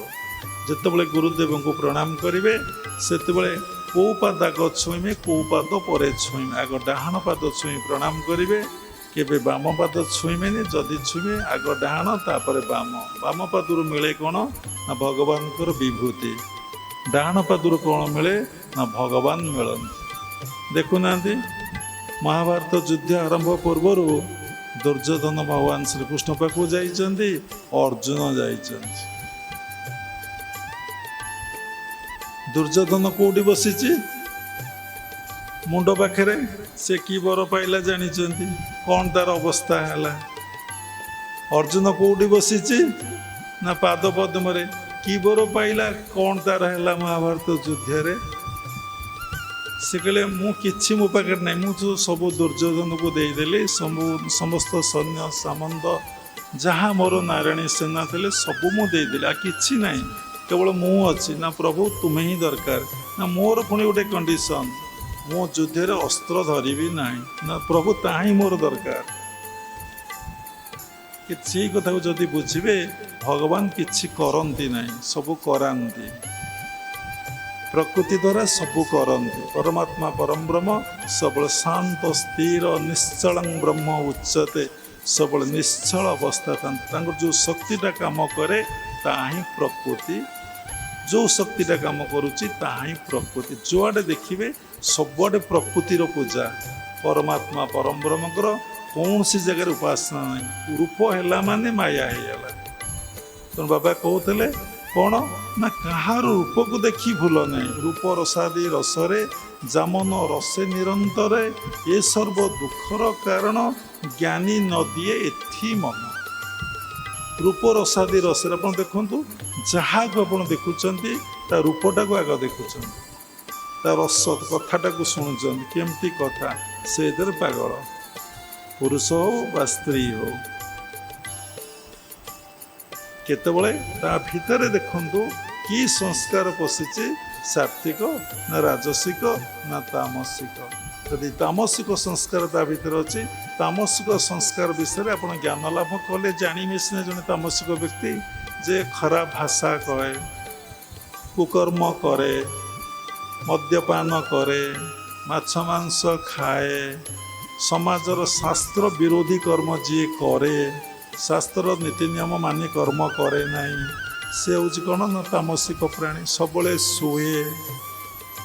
ଆପଣ ଶୋଇବାଟାକୁ ବହୁତ ଭଲ ଭାବୁଛନ୍ତି। ଯେ ସାତ୍ଵିକ ଭାବାପନ୍ନ ସନ୍ଥ ସେ ଶୁଅନ୍ତି ନାହିଁ। ଯେଉଁମାନେ ରାଜସିକ ଭାବାପନ୍ନ ଲୋକ ଶୁଅନ୍ତି। ଯେଉଁମାନେ ତାମସିକ ସବୁବେଳେ ଶୋଇବା ପାଇଁ ତାଙ୍କୁ ବହୁତ ଭଲ ଲାଗେ। ରାଜସିକ ପ୍ରାଣୀ କିଏ ନା ଯିଏ ସଂସାର କାର୍ଯ୍ୟରେ ସବୁବେଳେ ବ୍ୟସ୍ତ ରହୁଛି। କେମିତି ପାଠ ପଢ଼ିବି, କେମିତି ଚାକିରି କରିବି, କେମିତି ଜାଗା କିଣିବି, କେମିତି କୋଠା କରିବି, କେମିତି ବାହା ହେବି, କେମିତି ପିଲା ଛୁଆଙ୍କୁ ନେଇ ପାଠ ପଢ଼େଇବି, ପିଲାମାନେ ପୁଣି କେମିତି ଚାକିରି କରିବେ, ଚାକିରି କଲେ ପୁଣି କେମିତି ତାଙ୍କର ବିବାହଘର ହେବ, ବିବାହଘର ପରେ ପୁଣି ତାଙ୍କର ପିଲା ଛୁଆ ହେବେ, ପୁଣି ପିଲା ଛୁଆଙ୍କର ଯତ୍ନ ନେବି। ବହୁତ ବାପା ମା ଆସି ତାଙ୍କ ସନ୍ତାନ ବିଷୟରେ କହନ୍ତି, ଆମେ ଟିକେ ଶୁଣୁ ହସୁ, ସବୁ ତ ହସ ମାଡ଼େ। ଜଣେ ଜଣେ ବୟସ୍କ ପିତାମାତା, ବୟସ୍କ ଲୋକ କହନ୍ତି ତାଙ୍କ ନାତି ନାତୁଣୀ ଉପରେ, କିଛି ପାଗଳାମୀ ନାତି ନାତୁଣୀ କଥା। ଆରେ ନିଜ କଥା ତ ବୁଝିଲେ ନାହିଁ, ନିଜେ କିଏ ଜାଣିଲେ ନାହିଁ, ପୁଣି ପିଲାଙ୍କ କଥା ବି ବୁଝିଲେ, କିଛି ବି ଜାଣିଲେ ନାହିଁ, ପୁଣି ନାତି ନାତୁଣୀଙ୍କ କଥା ସିଏ ପୁଣି ବୁଝିବାକୁ ଆରମ୍ଭ କଲେଣି। ଦେଖନ୍ତୁ ମଣିଷର କି ପ୍ରକାର ପାଗଳାମୀ, କି ପ୍ରକାର ଅସ୍ଥିରତା, କି ପ୍ରକାର ଚଞ୍ଚଳତା, ଏ ସବୁ କିଛିର ସୃଷ୍ଟି ହେଉଛି ମନରୁ ବା କର୍ମରୁ। ତେଣୁ ଆମେ କିଭଳି ଭାବରେ କର୍ମ କରିବା ଏବଂ କିଭଳି ଭାବରେ ଏ କର୍ମରୁ ଆମେ ଅବସର ନେବା। ତେଣୁ ଭାଗବତରେ ଗୋଟେ ପଦ ଲେଖା ଅଛି, କ'ଣ ନା କର୍ମ କରିବ କର୍ମ ତେଜି, ସାତ୍ୱିକେ ମୋର ପାଦେ ଭଜି। କର୍ମ କରିବ କର୍ମ ତେଜି। ଗୋଟେ କଣ୍ଟାଟେ ପଶିଛି, ଆଉ ଗୋଟେ କଣ୍ଟାଟେ ନ ପଶିଲେ, ଆଉ ଗୋଟେ କଣ୍ଟା ନହେଲେ ସେ କଣ୍ଟାକୁ କେତେବେଳେ ବାହାରିବନି। ଆପଣ ତ କର୍ମକୁ ତ୍ୟାଗ କରିପାରିବେ ନାହିଁ, ପୁଣି କର୍ମ କରିବ କର୍ମ ତେଜି, ସାତ୍ୱିକେ ମୋର ପାଦେ ଭଜି। ସାତ୍ୱିକ ଭାବ ଯାହା ଭିତରେ ଆସିବ, ସେ କର୍ମ ଦ୍ୱାରା କର୍ମକୁ କାଟିଦେବ। ଏ କଥାକୁ ବୁଝିବାକୁ ପଡ଼ିବ। କେମିତି ବୁଝିବା?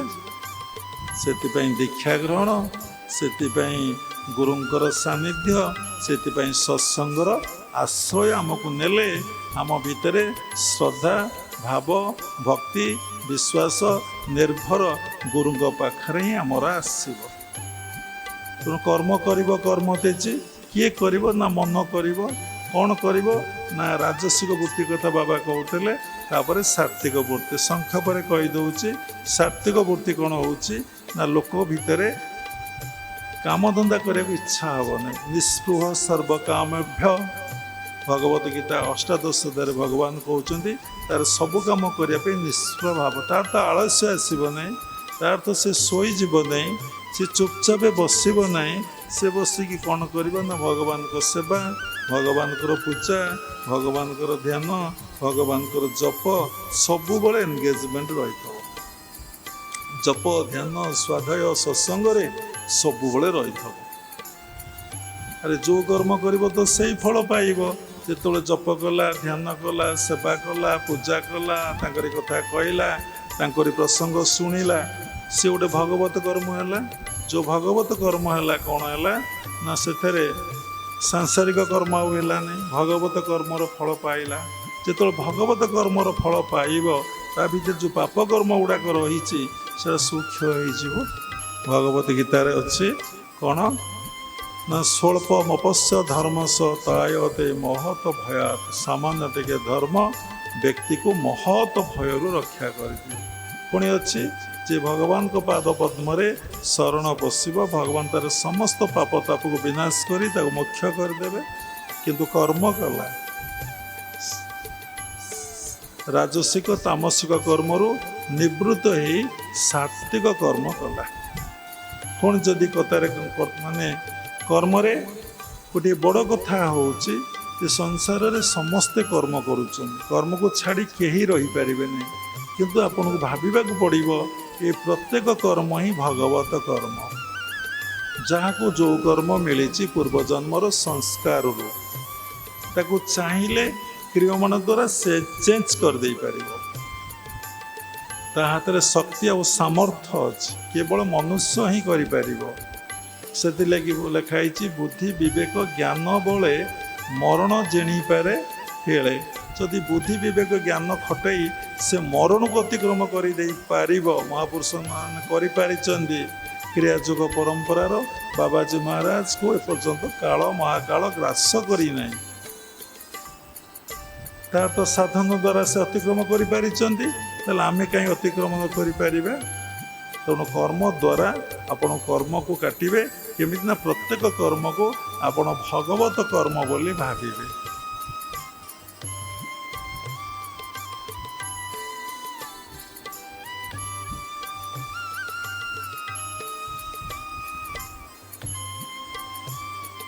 ଯଦି ଭଗବତ କର୍ମ ବୋଲି ଭାବିବେ, ଆପଣ ଯାହା ଭାବିବେ ତାହା ହେଇଯିବେ। As you think so you become. ଯାହା ଭାବିବେ ତାହା ହେଇଯିବେ। ଏବଂ ମୁଁ କରୁନାହିଁ, ଭଗବାନ କରୁଛନ୍ତି। ଯେତେବେଳେ ତୁମେ ଭାବିଲ ମୁଁ କରୁଛି, ସେତେବେଳେ ତୁମର ଅବସ୍ଥା ଅତି ଭୟାବହ, କାରଣ ତୁମକୁ ସେ କର୍ମର ଫଳ ଭୋଗ କରିବାକୁ ପଡ଼ିବ। କେଉଁଠି ଲେଖା ଅଛି ଭାଗବତରେ, ପ୍ରମାଣ ଦେଲେ ଭଲ ଲାଗେ। ଆତ୍ମାକୁ ଆପଣ ଉଦ୍ଧାରେ ନିଷ୍କାମ ଜନ୍ମେ ଯା ଶରୀରେ। ଆତ୍ମାକୁ ଆପଣ ଉଦ୍ଧାର କରୁଛନ୍ତି କେମିତି ନା, ନିଷ୍କାମ କର୍ମ ହେଲେ। ତେଣୁ ଭୀମ ଭାଇ ତାକୁ ବୋଲିଲେ, କର ନିଷ୍କାମ ଭକ୍ତି ସୁଚିତେ ଗୋ, ଦେହଧାରୀ ଯେତେ ଅଛ ଜଗତେ ଗୋ। ତୁମେ ସମସ୍ତେ ନିଷ୍କାମ କର୍ମ କର, ଯେତେ ଦେହଧାରୀ ଅଛ। କ'ଣ ନା, ଯେତେବେଳେ ଆପଣଙ୍କ ଭିତରେ ମୁଁ ଆଉ ମୋର ଭାବ ନାହିଁ, ପ୍ରତ୍ୟେକ କର୍ମ ଆପଣଙ୍କର ନିଷ୍କାମ ହେଇଗଲା, କିନ୍ତୁ କାମ ଆପଣ କରିଛନ୍ତି। ସେଆକୁ ମହାପୁରୁଷ ମାନେ ଭଜନ ଲେଖିଛନ୍ତି, ହଳ ବୁଲୁଥିବ ହଳିଆ ନଥିବ, ଆପେ ହେଉଥିବ ଚାଷ। ହଳ କିନ୍ତୁ ବୁଲୁଛି, ହଳିଆ ନାହିଁ। ଆରେ ହଳିଆ ନାହିଁ, କେଉଁଠି ହଳ ବୁଲିଲାଣି? ତାକୁ ଭଲ ଭାଷାରେ କହିଲେ, କର୍ତ୍ତା ଭାବ ନଥିବ, ସମସ୍ତ କାମ ଆପଣଙ୍କର ଚାଲିବ। ଆରେ କର୍ତ୍ତା ଭାବ ରହିବନି, କର୍ମ କେମିତି ହବ? ହବ ନାହିଁ, ହବ ନାହିଁ। କର୍ତ୍ତା ଭାବ ଥାଇକି କାମ ହବ, କର୍ତ୍ତା ଭାବ ନଥାଇକି ମଧ୍ୟ କାମ ହବ। ତାର କୌଶଳ ଅଛି, ସେ ହେଉଛି ସିକ୍ରେଟ ବିଦ୍ୟା। ସେ କଥା ଗୁରୁ ଏମିତି କାହାରି ଆଗରେ କହିବେ ନାହିଁ। ଯିଏ ଗୁରୁଙ୍କ ଆଶ୍ରିତ ହେବ, ଗୁରୁ ବି ତାକୁ କହିବେ ନାହିଁ। ଯିଏ ଗୁରୁଙ୍କ ନିକଟରେ ନିଜକୁ ପୂର୍ଣ୍ଣ ମାତ୍ରାରେ ସମର୍ପଣ କରିବ, ଯିଏ ଚାହୁଁଥିବ ମୁକ୍ତି ଆଉ ମୋକ୍ଷ, ତାକୁ ଗୁରୁ ଏ ତତ୍ତ୍ୱ ଦେଇପାରନ୍ତି ନ ଦେଇପାରନ୍ତି। ସେ ଲାଗି ଶାସ୍ତ୍ରରେ କୁହାଯାଇଛି, 12 ବର୍ଷ କଲେ ସେବା, ଗୁରୁ କହିଲେ କିଛି ହିଁ ଦେବା। ଜଣେ ଲୋକ ପଚାରିଲେ, ବାବା ଆମେ କେତେ ଥର ଆସିଲେ ଧ୍ୟାନ ଶିଖିପାରିବୁ? ଆରେ ବାଃ, ତୁମେ ପୁଣି ଏଠି ବିଜନେସ୍ କଲେଣି। ଯେମିତି ଆମେ କ'ଣ କହୁଛେ ଏବେ ନା, ଆଜ୍ଞା ଇଏ ଠାକୁର ପୂଜା କଲେ କେତେ ଟଙ୍କା ଖର୍ଚ୍ଚ ହେବ? ଆଗ କଣ୍ଡିସନ୍। ଆରେ କେତେ ସମୟ ଉପାସ ରହିବାକୁ ପଡ଼ିବ? ଆଜ୍ଞା କଣ୍ଡିସନ୍। ଆଜ୍ଞା ମାଛ ମାଂସ ଛାଡ଼ିବାକୁ ପଡ଼ିବ? ଆଜ୍ଞା କଣ୍ଡିସନ୍। ଆଉ ଫଳ କ'ଣ ପ୍ରାପ୍ତି ହେବ?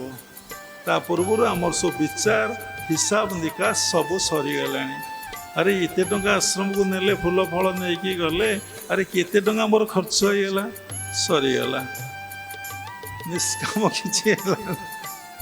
ତେଣୁ କର ନିଷ୍କାମ ଭକ୍ତି ସୁଚିତେ ଗୋ, ଦେହଧାରୀ ଯେତେ ଅଛ ସମସ୍ତେ। ଏଠି ବ୍ରାହ୍ମଣକୁ କହିଲା ନାହିଁ, କ୍ଷତ୍ରିୟକୁ କହିନାହିଁ, ବୈଶ୍ୟକୁ କହିନାହିଁ, ଶୂଦ୍ରକୁ କହିନାହିଁ। ଯେତେ ମନୁଷ୍ୟ ତୁମେ ସମସ୍ତେ ଜନ୍ମ ହେଇଛ, ସ୍ତ୍ରୀ ପୁରୁଷ ଦେହଧାରୀ ଯେତେ ଅଛ, ଯେତେ ଦେହକୁ ଧାରଣ କରୁଛ, ସମସ୍ତେ ନିଷ୍କାମ କର୍ମ କର। ତ ନିଷ୍କାମ କର୍ମ କ'ଣ, ଅକର୍ମ କ'ଣ? ଗୋଟିଏ କଥା, ଯାହା ଭିତରେ କର୍ତ୍ତା ଭାବ ନଥିବ, କାମ କିନ୍ତୁ ଚାଲୁଥିବ। କେମିତି? ଆମେ ସବୁବେଳେ ଦେହରେ ଅଛେ, ପ୍ରତ୍ୟେକଟି ସମୟରେ ଆମେ ଦେହରେ ଅଛେ। କାହିଁକି ନା ଆମେ ଦୈହିକ ସୁଖରୁ ଜାତ ହୋଇଛେ। ପିତାମାତାଙ୍କର ଆନନ୍ଦ ମିଳନର ଗୋଟେ କେଳି ଖେଳ ଖେଳିବାରୁ ବାସ୍ ଛୁଆଟେ ରହିଗଲା, ପିଲାଟେ ରହିଗଲା, ଜନ୍ମ ହେଇଗଲା।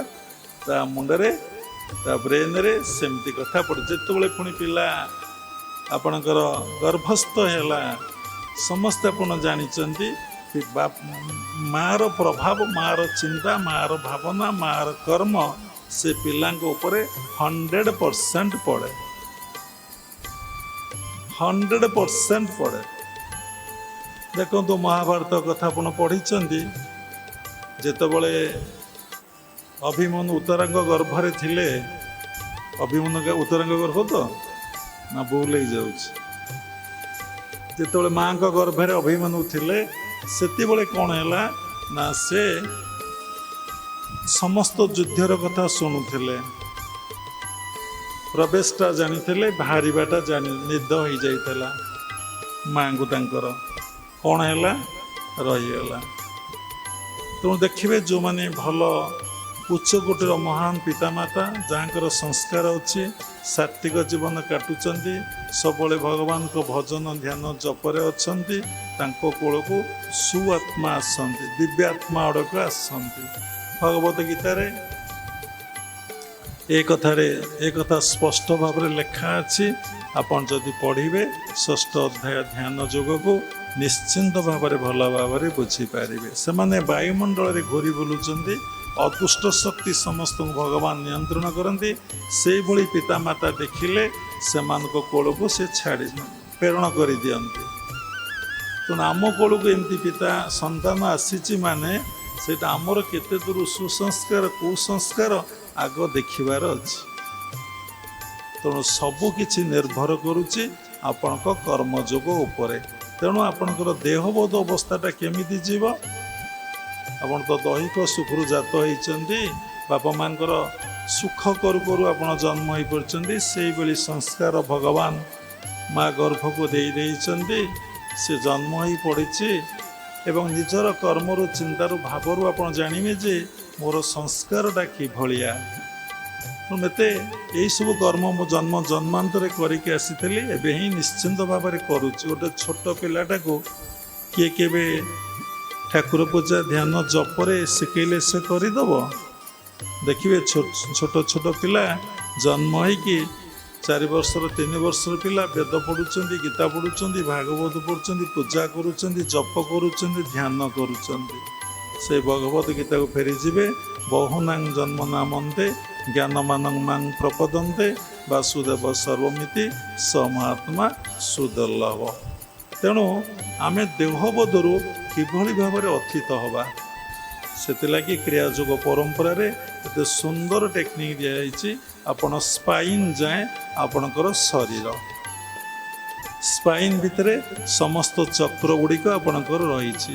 ମୂଳାଧାର, ସ୍ୱାଧିଷ୍ଠାନ, ମଣିପୁର, ଅନାହତ, ବିଶୁଦ୍ଧ ଆଜ୍ଞା ଜଷ୍ଟ ସ୍ପାଇନ୍ ଉପରେ ଥୁଆ ହେଇଛି। ଯଦି ସ୍ପାଇନ୍ରେ ଆପଣ ମନକୁ ରଖିବେ ତାହେଲେ ଆପଣଙ୍କର ଦେହବୋଧ ଅବସ୍ଥାରୁ ଟିକେ ଟିକେ ମୁକ୍ତି ଲାଭ କରିବେ। ଆପଣ ଦେହରେ ଥାଇ ନଥିଲା ଭଳି ଅବସ୍ଥା ବୋଧ ହେଉଥିବ, ଯେମିତି ସୁଅ ମୁହଁରେ ପତର, ଯେମିତି ବାଦ୍ୟଟେ ଥୁଆ ହେଇଛି, ସେ କ'ଣ ବାଜୁଛି? ଯନ୍ତ୍ରୀ ବଜେଇଲେ ଯନ୍ତ୍ର ବାଜେ। ପତର ସୁଅ ମୁହଁରେ ପଡ଼ିଛି, ସୁଅର କେତେ ପ୍ରବଳ ସ୍ରୋତ ପାଣିର, ଯୁଆଡ଼େ ପେଲି ଦେବ ସେ ସିଆଡ଼େ ଚାଲିଯିବ, ତାର ନିଜତ୍ୱ କିଛି ନାହିଁ। ସେଇଭଳି ଆପଣ ଭଗବାନଙ୍କୁ, ଆତ୍ମାକୁ ନିଜ ଶରୀର ଭିତରେ ଉପଲବ୍ଧି କଲେ ସେଲ୍ଫ ରିଏଲାଇଜେସନ୍ ହେବ। ଯଦି ଆଜ୍ଞା ଚକ୍ରରେ ଆପଣଙ୍କର ମନ ସ୍ଥିର ହେବ, ତାହେଲେ ଆପଣ ଅନୁଭବ କରିବେ ମୁଁ ଦେହରେ ଥାଇ ଦେହରେ ନାହିଁ। ସେତେବେଳେ ଆପଣ ଫିଲ୍ କରିବେ ମୁଁ ସବୁ କାମ ସେ କରୁଛନ୍ତି, ମୁଁ କିଛି କାମ କରୁନାହିଁ। ଯେଉଁଟା ଭାଗବତର ପଦ ସମସ୍ତେ ବୋଲୁଛନ୍ତି, ସଭା ସମିତିରେ କହୁଛନ୍ତି, କରି କରାଉ ଥାଏ ମୁହିଁ ମୋ ବିନୁ ଅନ୍ୟ ଗତି ନାହିଁ। ଏଇ ଯେଉଁ କଥାଟା ଆମେ କହୁଛେ, ଏ କଥାଟା ଆମର ବୋଧ ହେଇଛି କି? ଏଇ କଥାଟା ଆମର ଅନୁଭବ ହେଇଛି କି? ଆମେ ଏଇ ଭାବରେ ଶଯ୍ୟା ତ୍ୟାଗରୁ ଶଯ୍ୟାକୁ ଯିବା ପର୍ଯ୍ୟନ୍ତ ଆମେ ଏଇ ଭାବରେ, ମନରେ ଏଇ ଭାବ ଆସୁଛି କି? ମନ ଏଇ ଭାବକୁ ଧାରଣ କରି ଜୀବନ ନିର୍ବାହ କରୁଛି କି? ଯଦି ନ କରୁଛି, ଯେଉଁ ପ୍ରକାର କ୍ରିୟମାନ କରୁଛି ସେଇ ପ୍ରକାର ଫଳ ସେ ଭୋଗିବ, ସଞ୍ଚିତ ହେବ ଏବଂ ତା ଧୀରେ ଧୀରେ ଭୋଗ ହେବ, ତା ହିଁ ପ୍ରାରବ୍ଧ। ତେଣୁ ସର୍ବଦା ବର୍ତ୍ତମାନରେ କିଏ ରହିବ ନା ନିଜର ମନଟା ରହିବ। ତେଣୁ ସବୁ ସମୟରେ ଆପଣ ସାଧନାରେ କରନ୍ତୁ, ଧ୍ୟାନ କେତେବେଳେ କରିବେ? ଧ୍ୟାନ ତ କରାଯାଏନି, ଧ୍ୟାନ ତ ସ୍ପଣ୍ଟାନିୟସ୍ ହୁଏ। କେତେବେଳେ କ୍ରିୟାଭ୍ୟାସ କର୍ମ କରିବେ ନା ସବୁ ସମୟରେ କରିବା ପାଇଁ ଚେଷ୍ଟା କରିବେ। ସେ କଥା ଭଗବତ ଗୀତାରେ ଭଗବାନ କହିଛନ୍ତି, ତସ୍ମାତ୍ ସର୍ବେଷୁ କାଳେଷୁ ଯୋଗ ଯୁକ୍ତ ଭବ ଅର୍ଜୁନ। ତୁମେ ପ୍ରତ୍ୟେକଟି ସମୟରେ ମୋ ସହିତ ଯୋଗଯୁକ୍ତ ଅବସ୍ଥାରେ ରୁହ। କ'ଣ ନା ମୋତେ ସବୁବେଳେ ଆଜ୍ଞା ଚକ୍ରରେ ମନକୁ ରଖ, ନହେଲେ ବ୍ରହ୍ମରନ୍ଧ୍ରରେ ମନକୁ ରଖ, ନହେଲେ ଶ୍ୱାସ ପ୍ରଶ୍ୱାସରେ ମନକୁ ରଖ। ସବୁ କାମ ଚାଲିଥିବ। କ'ଣ ଦରକାର ନା ଏଥିପାଇଁ ବୈରାଗ୍ୟ ଦରକାର, ଏଥିପାଇଁ କି ଅଭ୍ୟାସ ଦରକାର। କ'ଣ ବୈରାଗ୍ୟ? ଆପଣ ଭାବୁଥିବେ ସବୁକିଛି ଛାଡ଼ି ଆମେ ଜଙ୍ଗଲକୁ ଚାଲିଯିବା। ଯଦି ଭିତରେ ବୈରାଗ୍ୟ ନଥିବ ଜଙ୍ଗଲରେ ବି ସଂସାର ହେବ। ଶହ ମୁନି ଋଷିଙ୍କର ଜଙ୍ଗଲରେ ସଂସାର ହେଇଛି। ଗୋଟେ ଛୋଟିଆ କଥାଟା ଦେଖିଲେ ଆପଣ ଭିତରେ ନେଗେଟିଭ୍ ଥଟ୍ସ ଆସିଯିବ। ଯଦି ସୁସଂସ୍କାର ଆପଣ ଭିତରେ ନାହିଁ। ବୈରାଗ୍ୟ ଅର୍ଥ ଛୋଟ ଭାଷାରେ କହିଲେ ହେବ, ଛୋଟ କଥାରେ କହିଲେ ହେବ, ଆପଣଙ୍କର କେଉଁଥିରେ ଆଉ ଆସକ୍ତି ରଖିବେ ନାହିଁ। Non attachment life. କେମିତି ହେବ? ଆପଣ ସେଟାକୁ ସତ ଭାବିଛନ୍ତି, ଆସକ୍ତି କେମିତି ହେବନି?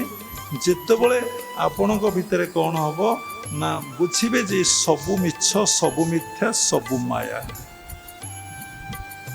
ଆଗ ଏପର୍ଯ୍ୟନ୍ତ ବୁଝିଲେଣି ସବୁ ମିଛ, ସବୁ ମିଥ୍ୟା, ସବୁ ମାୟା। ଆପଣ ଭିତରେ ରହି କିଏ କହୁଛି ଈଶ୍ୱର ସତ୍ୟ ଜଗତ ମିଥ୍ୟା ବା ବ୍ରହ୍ମ ସତ୍ୟ ଜଗତ ମିଥ୍ୟା? କିଏ ଆପଣଙ୍କୁ ଏ କଥା କହୁଛି? You are your master. ଯେତେବେଳେ ଆପଣ ମନ ଆପଣଙ୍କର ଗୁରୁ ହେବ, ଆପଣଙ୍କ ମନ ଆପଣଙ୍କୁ ବାରମ୍ବାର ଗାଇଡ଼ କରିବ, ତାହେଲେ ଆପଣ କରେକ୍ସନ୍ ହେବେ। ଏ ସତ୍ସଙ୍ଗର ପ୍ରଭାବ, ସ୍ୱାଧ୍ୟାୟର ପ୍ରଭାବ, ସାଧୁସଙ୍ଗର ପ୍ରଭାବ ମନ ଉପରେ ପ୍ରଭାବ ପକାଏ, କିନ୍ତୁ ତା ଏତେ ବଳବତ୍ତର ନୁହେଁ। ନିଶ୍ଚିନ୍ତ ପ୍ରଭାବ ପକାଏ। ନିଶ୍ଚିନ୍ତ କିଛିଟା ଆପଣ କରେକ୍ସନ୍ ହେବେ, କିଛିଟା ସାଧନା କରିବେ, କିଛିଟା ଆପଣ ଆଗେଇ ଚାଲିଯିବେ। କିନ୍ତୁ ସେଲ୍ଫ ରିଏଲାଇଜେସନ୍ ହେବା ଏତେ ସହଜ ନୁହେଁ ଯେତେବେଳେ ଆପଣ ମନ ଆପଣଙ୍କର ଗୁରୁ ନ ହେଇଛି। ସେ ଲାଗି ଭଗବାନ ଉଦ୍ଧବ କହିଲେ, ମନ ତୋର ନିଜ ଗୁରୁ, ଉଦ୍ଧବ ତୁ କେତେ ପଚାରୁ। ଆମେ ଏଇ କଥାଟା କହୁଛେ, ଆମେ ଏଇ କଥାକୁ ବୁଝିପାରୁନେ ମନ ଆମର ଗୁରୁ ବୋଲି। ଆପଣ ମନ ଆପଣଙ୍କୁ କହିଲେଣି 4ଟା ହେଲା, 3ଟା ହେଲା, ଉଠ ଧ୍ୟାନ କର କହିଛି। ଯାହା ପାଉଛୁ ସେଥିରୁ କିଛି ଦାନ କର କହିଲେଣି। ମୁଁ କରୁଛି ବୋଲି ଭାବନା, ସବୁ ଭଗବାନ କରୁଛନ୍ତି ବାସ୍ତବରେ ଭଗବାନ କରୁଛନ୍ତି। ମୁଁ ମାନେ କିଛି ନାହିଁ। ଗୋଟେ କଞ୍ଚା ମୁଁ, ଗୋଟେ ପାଚିଲା ମୁଁ। କଞ୍ଚା ମୁଁ ହେଉଛି ମୁଁ ମୋର ଭାବ, ପାଚିଲା ମୁଁ ହେଉଛି ସବୁ ଈଶ୍ୱର କର୍ତ୍ତା, ସବୁ ସେ କରୁଛନ୍ତି, କରାଉଛନ୍ତି। ଯଦି ବାରମ୍ବାର ଆପଣ ମନକୁ ସାତ୍ତ୍ୱିକ ଜୀବନ କାଟିବେ, ସାଧାରଣ ପୋଷାକ, ସାଧାରଣ ଖାଦ୍ୟ, ସାଧାରଣ କଥାବାର୍ତ୍ତା, ସାଧାରଣ ଚାଲିଚଳନ, ଯେତେ ସିମ୍ପୁଲ ଆଉ ଯେତେ ଭିତର ବାହାର ସମାନ, ସମସ୍ତଙ୍କର ଭିତରେ ଗୋଟେ ରୂପ, ଗୋଟିଏ ରୂପ ନୁହେଁ, କୋଟି କୋଟି ରୂପ, ବାହାରେ ଗୋଟିଏ ରୂପ। ଆଶ୍ରମକୁ ଆସିବେ ଭାଷା ଅଲଗା, କଥା ଅଲଗା, ତଥାପି ଏତେ ନୁହେଁ କହିଲେ ବାବାଙ୍କ ସମ୍ମୁଖରେ, ଆଉ ଡ୍ରେସ୍ ପିନ୍ଧା ଅଲଗା, ଖାଇବା ଅଲଗା।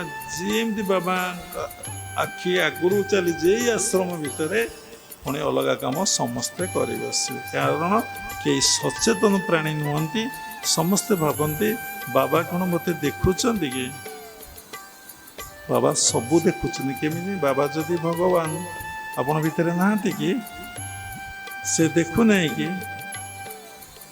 ଯେମିତି ଗୁରୁଦେବ କହିଥିଲି କଥା ପ୍ରସଙ୍ଗରେ, 2 ଜଣ ଶିଷ୍ୟକୁ 2ଟା ଫଳ ଦେଲେ। ଗୁରୁଦେବଙ୍କର ଶେଷ ସମୟ ହେଇଯାଇଛି। କିଏ ଉତ୍ତରାଧିକାରୀ ହେବ, କିଏ ସକ୍ସେସର ହେବ, କିଏ ସିଟ୍ରେ ବସିବ। କହିଲେ ଫଳଟିକୁ ନେବ, ଆପଣ ଖାଇବେ, କେହି ଦେଖିବେ ନାହିଁ। କହିଲେ ଆଜ୍ଞା, ପ୍ରଣାମ କରି ତା ରୁମ୍କୁ ଗଲେ। ଆଉ ଜଣ କହିଲେ ସେଇ କଥା, ଏ ଫଳଟିକୁ ଖାଇବେ, କେହି ଦେଖିବେ ନାହିଁ। से जाए रूम रे पशि देखिले रूम रे कहीं ना झिटिपिटी ना कहीं किसी ना आनंद रे बसी कौन कले फलटी को खाईदे शोईगले आउ जड़े बस भाविले अरे ये तो सबू जगह ईश्वर विद्यमान ईश्वर तो सबुटी अच्छा सबकि देखुं मो फलटी को केमी खाइबे मु खाईपारि ना ईश्वर तो देखुं ना जड़े तो दुनिया रे सबू देखुची सबू करुच्ची कि आमर से बोध नहीं आमर अज्ञानतार अहंकार सब भिन्न भिन्न भिन्न भिन्न बोध हो समता दृष्टि सत्य भाषा नित्य करिबो एणे आशा तेणु से कौन कले ना खाइले फलटी को रखिले सकाळ हेले समस्ते स्नान सारी गुरु को दर्शन करने को जाती गुरुदेव को गुरुकुल आश्रम मानक तापरे जड़े डिसाइपल गले प्रणाम कले गुरुदेव कहले फलटी को देथिलु कौन कले ना फलटी को मु खाई कई देखी ना घरे कहीं नथिले गुरुदेव कहले ठीक अच्छे तुम्हें फलटी को खाई देच तापरे आउ जन को पचारे से विदा करदे आउ जन पचारे तुम्हें फलटी को कौन करना गुरुदेव फलटी को खाई पारना कहीं ना सबुटी तो भगवान अच्छा सबुटी तो आपण अच्छा God is Guru Guru is God तेणु आत्मा रूप से आप मो भितर अच्छा आपण ही भगवान आपन तो देखुं मु सबुठार अच्छा मु अनुभव कली भगवान तो सर्वत्र विद्यमान अत्र तत्र जत्र सबुठी भगवान अच्छा मु तो अनुभव कली मु केमती खाइबी ठीक कर अवस्था कई देखिले नहीं मु खाइली सी गोटे स्तर में पहुँचती गोटे स्पीयर में पहुँचती ये गोटे स्पीयर में पहुँची भगवान सर्वत्र विद्यमान गॉड इज एवरीवेयर तांकर रियलाइजेशन देखु आप समस्ते जानते सबू कथा किंतु अनुभव ना तेणु से देखा बेले आम बाबा कहते क्षीर भितर घृत अच्छी छोटी एग्जाम्पल दिखती किंतु आखि के देखा जाऊ ना जिते एमती दिन सारा एमती क्षीर को जमी कर किंतु घी देखिपर ना क्षीर भितर घृत को देखा हेले प्रोसेस दरकार टेक्निक दरकार फर्मूला दरकार से क्षीर को सीझा पड़ो बसा दही करा पड़ो महू पकड़ा पड़ो मंथन करा पड़ो लहुणी बाहर करा पड़ो लहुणटा पुणी निआरे बसा पड़ो पुणी घी बाहर से घी जे एत उपकारी क्षीर जी कम लगुन घी ताठू 100 गुण कम अधिका लगे पावरफुल एवं से घी को जदि आप पुणी कौन करेंगे ना क्षीर पकईदे सी आउ मिसबनी कि क्षीर ही घृत बाहरी कहबार अर्थ बॉडी भितर सोल अच्छी आत्मा अच्छी से आत्मा को रियलाइजेशन कराया अनुभव कराया दर्शन कराया आमको साधना करा पड़ो बिना साधना रे आमर केबे भगवत दर्शन भगवत उपलब्धि हम आम जहाँ देखुचे भगवान को देखिले गुरु को देखिले जहाँ देखिले ता आमर भ्रम आम मायाटा को देखीचे आम सत्यटा को केतबले देखिने कोटी कथा आम उद्धार करिबा ना सकल देखु तू नयने तोते न देखे सर्वजने तू दुनिया को देखुचु कि दुनिया तोते केतबले देखी पारि नाही जदि देखुची मुंडिया मारु मारु उठु उठु पुणी संसार अरे दर्शन मात्रेण जीव शिव भवेत देखीदेला माने जीव शिव हो से जो रूप समस्ते आपण माने भगवान किए भल पाउच मु जानी नहीं प्राय भल पाउच टिके टिके भगवान पर विश्वास टिके टिके भगवान पर निर्भर टिके टिके केतेबेले विश्वास होउची भल पाइबा निर्भर होउची ना जेतेबेले आमर पुरुषाकार आमर ज्ञान आमर शक्ति आमर धनता पुरुषाकार कहीदेले हम काम आउ करूने जेपर्यंत आमर पुरुषाकार काम करुची ये मन खेचड़ कौन भगवान पाखु जीव देखुना शास्त्र कहीं कही बढ़िया कथा अरिखित को दैवसा कहीं आउ क्या दैवसा आम समस्त कथा 24 घंटा ई चिंतन आम रहीचु खंड शास्त्र अध्ययन करूँ सब निजक देखुचु ଏ ବିଶ୍ୱକୁ ଦେଖୁଛୁ। ଅରିକ୍ଷିତକୁ ଦୈବସା, ଯିଏ ସତରେ ସମର୍ପିତ, ତା ପାଖରେ କିଛି ନାହିଁ, ସେ ଭଗବାନଙ୍କୁ ଭଜନ କରୁଛି। ପ୍ରଭୁ ତାକୁ ପ୍ରତ୍ୟେକଟି ସମୟରେ ତାର ଯାହା ଯାହା ଆବଶ୍ୟକ ସେ ତା ଯୋଗାଇ ଦେବେ। ଏ କଥା ବିଶ୍ୱାସ ରହିବ ଗୋଟେ ଶିକ୍ଷିତ ପିଲାର। ସେ କହିବ ମୁଁ ପାଠ ପଢ଼ିଛି, ମୁଁ ଚାକିରି କଲେ ଖାଇବି ନା। ଯେତେବେଳେ ତୁମେ ଚାକିରି କରିବ, ଜଣେ ମାଆଙ୍କୁ କାଲି କହିଲି, ମା କେତେ ବଡ଼ ଭୁଲ କାମ ଆପଣ ଜୀବନରେ କରିବାକୁ ଯାଉଛନ୍ତି।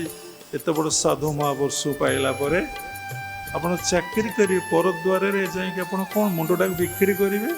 ଆପଣଙ୍କର ସ୍ୱାଧୀନତା ରହିବ ନାହିଁ। 10-12 ଘଣ୍ଟା ଡ୍ୟୁଟି କରିବେ, ଟଙ୍କା 15-20-25 ହଜାର ଦରମା ପାଇବେ। କେତେ ଟେନସନ୍। ଆପଣ ପୁଣି କାହାଙ୍କ ପାଖରେ ବସିବେ? ଯେଉଁମାନେ ସଂସାର ପ୍ରତି ବିମୁଖ, ଈଶ୍ୱର ପ୍ରତି ଯେଉଁମାନେ ବିମୁଖ, ସେମାନଙ୍କ ସାଥିରେ ବସିବେ। ଯେସା ସଙ୍ଗ ତେସା ରଙ୍ଗ ଲାଗିଯିବ। ଆପଣ ଚାକିରି କରିନାହାନ୍ତି, ଆଜିକି 9 ମାସ 8 ମାସ ହେଲା, ଆପଣ ପିନ୍ଧିବା ଖାଇବା ରହିବାର ଅଭାବ ଜଗନ୍ନାଥ କାଳିଆ ସାଙ୍ଗରେ କରିଛନ୍ତି ନା? ବହୁତ ଭଲ ଅଛି। ପୁଣି ଅନୁଭବ ନ କରିପାରି ପୁଣି ଆପଣ ଯାଉଛନ୍ତି ଚାକିରି କରିବା ପାଇଁ। ତେଣୁ କର୍ମ ଦ୍ୱାରା କର୍ମକୁ ତ୍ୟାଗ ପ୍ରାରବ୍ଧ ଅଛି। ମୋ ମନ ସିଆଡ଼କୁ ଆକର୍ଷଣ ହେଉଛି।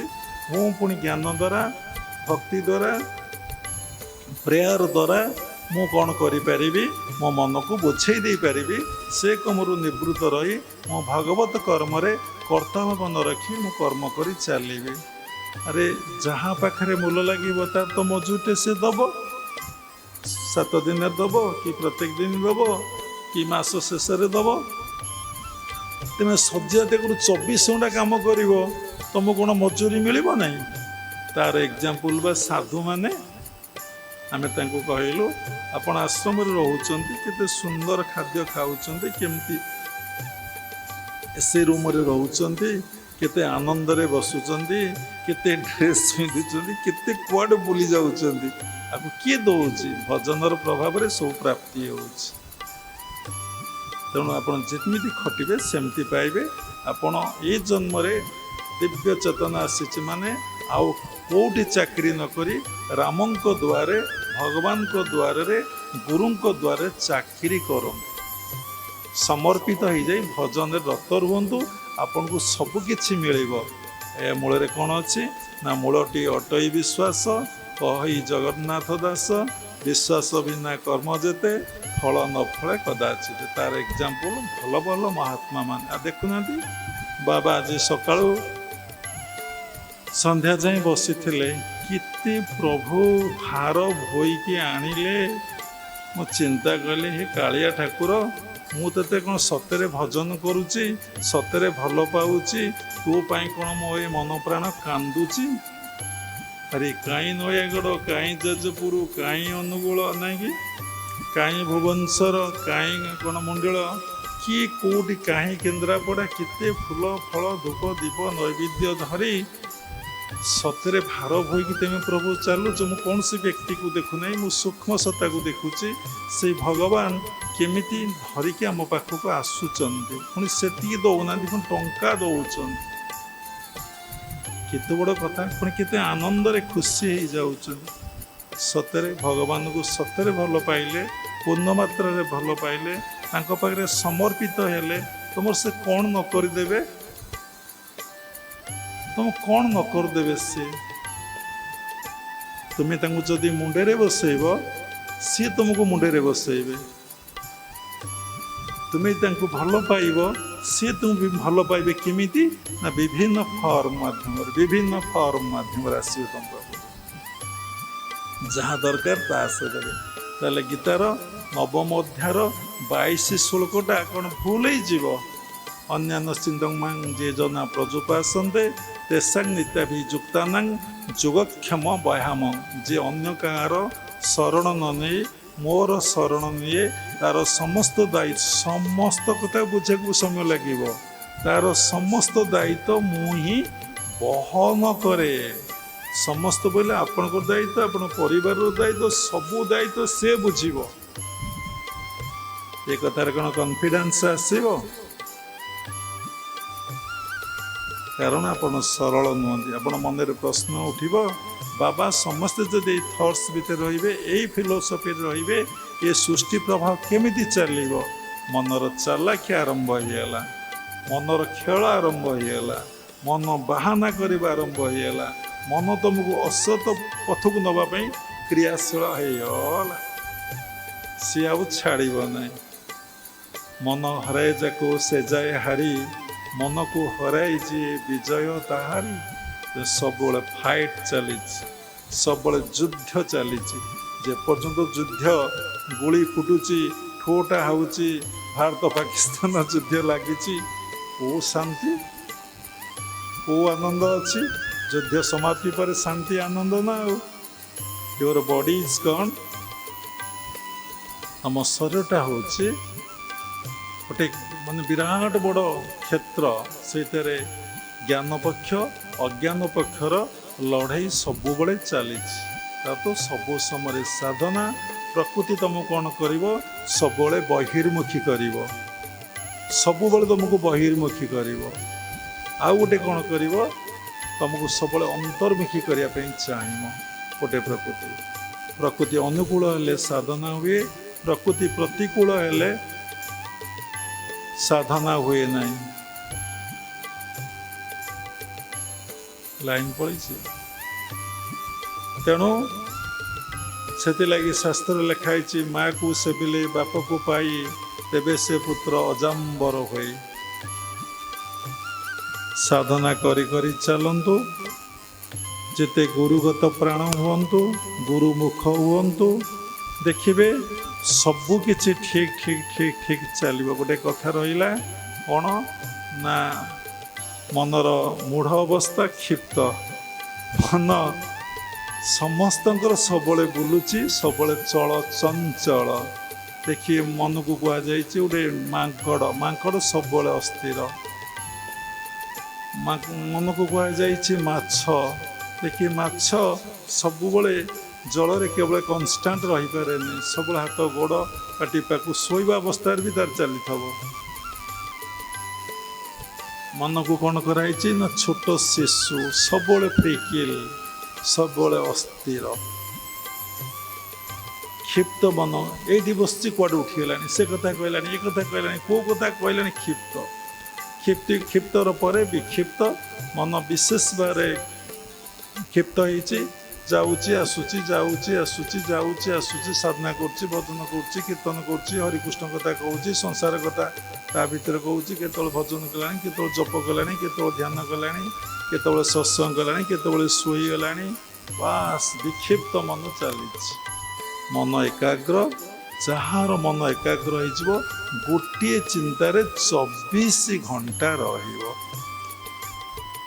ତାକୁ ଇଂଲିଶରେ କହନ୍ତି concentration. Without concentration you can not know ଗଡ୍।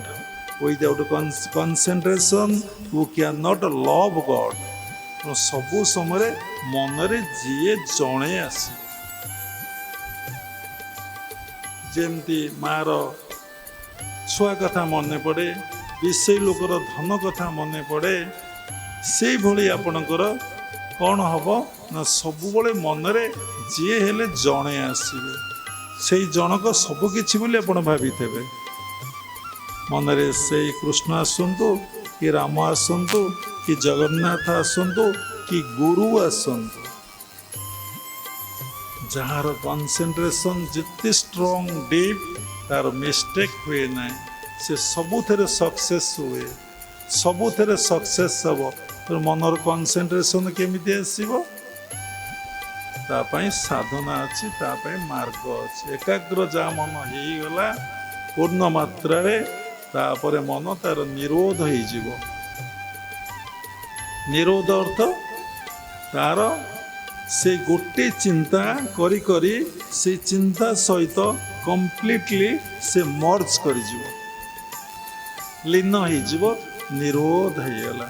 ତାକୁ ଭଲ ଭାଷାରେ କହିଲେ ପୂରକ ରେଚକ କ୍ରିୟା ଚାଲିଛି, ଯାଉଛି ଏବଂ ଆସୁଛି, କିନ୍ତୁ ଶ୍ୱାସଟା ଆପଣଙ୍କର ବନ୍ଦ ହେଇଯିବ, ଶ୍ୱାସ ଆଉ ଚାଲିବନି, ସୋମଟ ନିରୋଧ।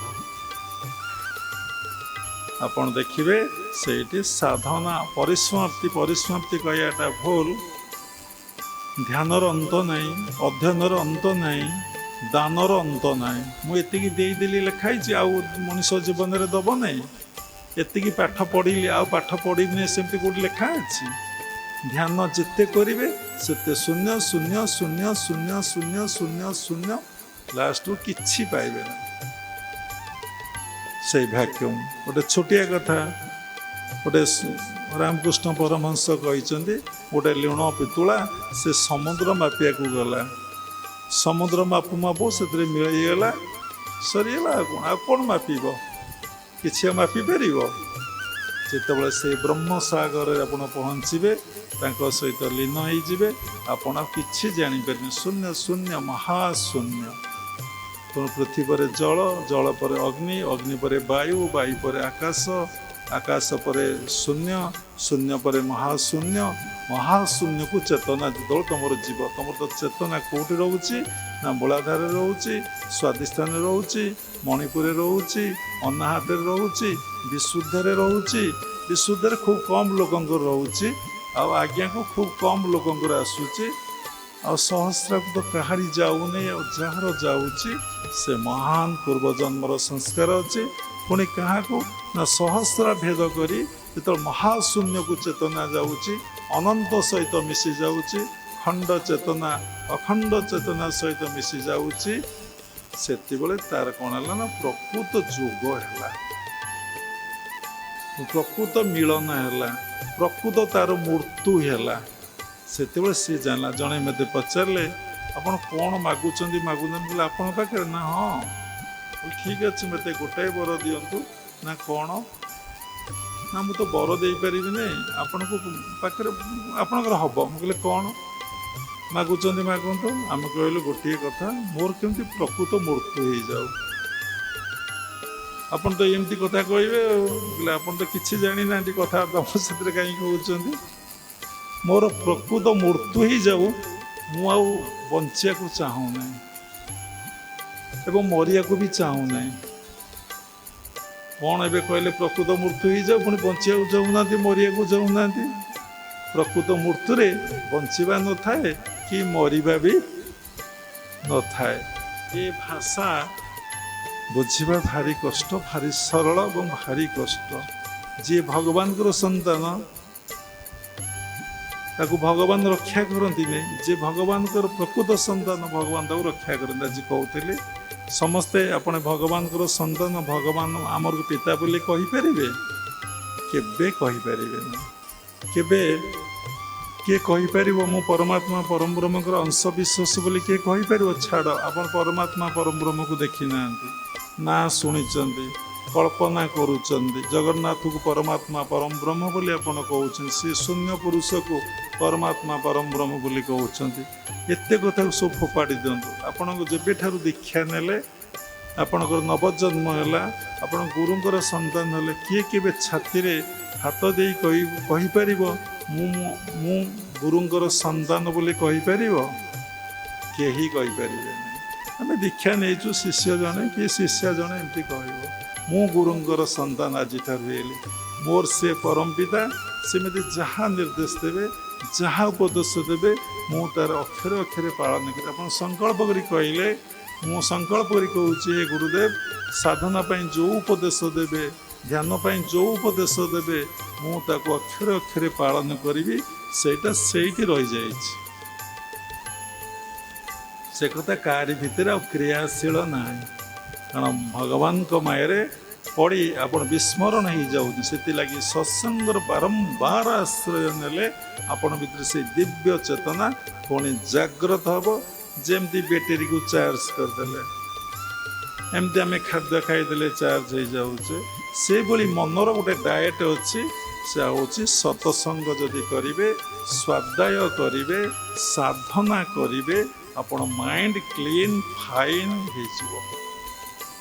ତେଣୁ ମନକୁ ନିୟନ୍ତ୍ରଣ ଆୟତ୍ତ କରିବାର 3-4ଟି କୌଶଳ ଅଛି।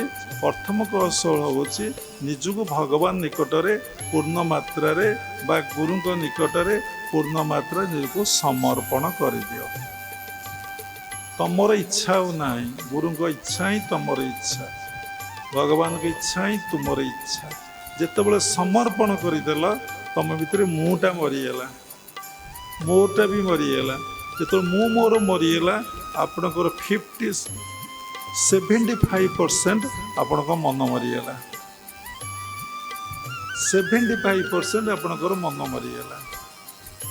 ମନ ଯେମିତି କହୁଛି ଆପଣ ସେମିତି ଆଉ ଚାଲିବେନି। ଗୁରୁଦେବ ଯେମିତି କହୁଛନ୍ତି ଆପଣ ସେମିତି କାମ କରି ମନ ମରିଗଲା। ତାକୁ ବୁଝେଇଲେ ଏବେ ବହୁତ ସମୟ ଯିବ। ଆଉ ଗୋଟେ କଥା ହେଉଛି, ଆଉ ଯେଉଁ 25% ଆପଣଙ୍କର ରହିଗଲା ତା ଜପ ଧ୍ୟାନ ଦ୍ୱାରା ତା କ୍ଷୟ ହେଇଯିବ। ମନକୁ ଆପଣ ଆୟତ୍ତ କରିପାରିବେ, ମନକୁ ନିୟନ୍ତ୍ରଣ କରିପାରିବେ। ପ୍ରଥମ ହେଉଛି କ'ଣ ନା ନିଜକୁ ଭଗବାନ ବା ଗୁରୁଙ୍କ ନିକଟରେ ପୂର୍ଣ୍ଣ ମାତ୍ରାରେ ସମର୍ପଣ କରିଦିଅ। ଦୁଇରେ ହେଉଛି ସାଧନା ଆଉ ଜପ ଧ୍ୟାନରେ ବସ। ତିନିରେ ସମର୍ପଣ ପରେ ତ ତମ ଭିତରେ ଆଉ ଅହଙ୍କାର ନାହିଁ, ଅଜ୍ଞାନତା ନାହିଁ, ଆଉ କିଛି ନାହିଁ। ତେ ଉପଯୁକ୍ତ ପାତ୍ର ହେଇଗଲ, ଆଉ କ'ଣ ଅଛି। एकदम shortcut technique, sure technique, scientific technique, easy technique. आपण मन को नियंत्रण करिबारे, मन को आयत्त करिबारे अच्छी यही कौशल। आपको कहया कहले बहुत समय लगे। बाबा कही मनर मल, मनर विक्षेप, मनर आवरण। नेक्स्ट सत्संग मनर उपर बहुत समय 2 घंटा 12 मिनट विक्षेप उपर कहुई न टी आज कहीदेली आवरण। देखो गोटे स्थूल शरीर, गोटे सूक्ष्म शरीर, गोटे कारण शरीर, तापर जाए आत्मार स्थिति। आपण एपर्यंत स्थूल शरीर रे आपणकर मन अच्छी। हेई आंठू बिंदिला, हेई गोड़ बिंदिला, हेई अंटा कौन है। साधना समय यही कथा। आउ तो मैथुन समय, टंका रोजगार समय, बंधु बांधव देखला बेले तो कथा ना, खाइला बेले होटेल बस कथा तो ना, ये ठाकुर डाकिला बेले यही कथा। कौन ठाकुर करते कि ठाकुर दरकार ना तमर दरकार। स्थूल स्वरू मन हटिले आपण सूक्ष्म शरीर प्रवेश करेंगे। जो सूक्ष्म शरीर प्रवेश करेंगे आप देखिए सबकि ईश्वर कराउं। सब जन्म जन्मांतर संस्कार यही सब घटना घटुची। ये दोष कहारी ना, ये सब ही मोर निजर। आप जमा स्थूल को देखिपारे नहीं। जो ये परिपक्व हो संक्षेप कहूँ मन से सूक्ष्म हो जाइए। मन स्थूल मन टे न आप कहारी कथा तुंडे धरू थे, कहारी विषय आलोचना करूँ, कहारी कथा आप ब्रेन भीतर पशिदब। केवल निज कथा, भगवान कथा। जो सूक्ष्म शरीर को अतिक्रम करेंगे आप कारण शरीर ये हूँ मनर आवरण। कारण शरीर आप प्रवेश कले, कारण शरीर देखिए मुझा सब कि करूना कि करने को चाहू ना, किंतु मो भीतर बासनाटा रोचे। भारी कष्ट बुझा मो भीतर बासना, बासनारू कामना, कामनारू मनर सृष्टि। आप सूक्ष्म सूक्ष्म पलि आसिले आप देखिए आप भीतर गोटे बासना अच्छी, बासुची से रोषई हो तो कथा बा बासुची, तो कथा बा मन पड़ुची। कौन कहीं तो कथा मन पड़ला ना तू भितर अच्छु, कारण अच्छु। जितेबाला ताकू अतिक्रम करें कारण को कहारी कथा मन पड़ा ना, कौन सी कथा आप भितर क्रिया और प्रतिक्रिया कला ना। आप सब ध्रुवतारा भली अचल रहिले, स्थिर रहिले, शांत रहिले, केवल से परमात्मा परम ब्रह्म को ध्यान कले आपन से कारण शरीर को अतिक्रम करी। मनर आवरण। जो कारण शरीर को आप अतिक्रम करेंगे आप देखिए से परमात्मा परम ब्रह्म जो आग रूप देखिए, रूप पर रूप भ्यानिश कर देखिए ज्योति, ज्योति भ्यानिश कर नथिंग। ध्यान कौन पाई करुच ना नथिंग। कौन पाई मेडिटेशन करुच ना थॉटलेस नेक्स्ट स्टेज जावाई आम मेडिटेशन करुच। तुम्हें भगवान हो जो तुम्हें भगवान होगल तुम माने एबे टिके खसुचु तौक तुम अभाव कौन आ भगवान कौन अभाव अच्छी तुमार पूजा हम तुमार पूजा हम। ये स्थूल जन्म मन जाऊ ଏମିତି ଲୁଗା ପିନ୍ଧିବି, ଏମିତି ଅଳିତା ଲଗାଇବି, ଏମିତି ମେକଅପ୍ ହେବି, ଏମିତି ସୁନା ପିନ୍ଧିବି, ଏମିତି ରୂପା ପିନ୍ଧିବି, ଏମିତି କ୍ରିମ୍ ମାରି ହଉଥା କୋଟି କୋଟି ଜନ୍ମ ଯାଇଛି, ଏ ଜନ୍ମକୁ ବ୍ୟର୍ଥ କରିଦେ। ମାନବ ଜନ୍ମ କଲୁ ତୁ ଅଗାଡ଼ିରେ, ତୁ ଅଗାଡ଼ି କରିଦେଲୁ, ନଷ୍ଟ କରିଦେଲୁ ଜୀବନଟାକୁ। ଏତେ ବଡ଼ ଜୀବନ ତୁ ଗୋଟେ ମାନେ ଜେନେରାଲ ମ୍ୟାନ୍ ହିଁ ମରିଗଲୁ। ଯାହା ଥିଲୁ ସେଇଆ, ତୋର କୌଣସି ପରିବର୍ତ୍ତନ ନାହିଁ।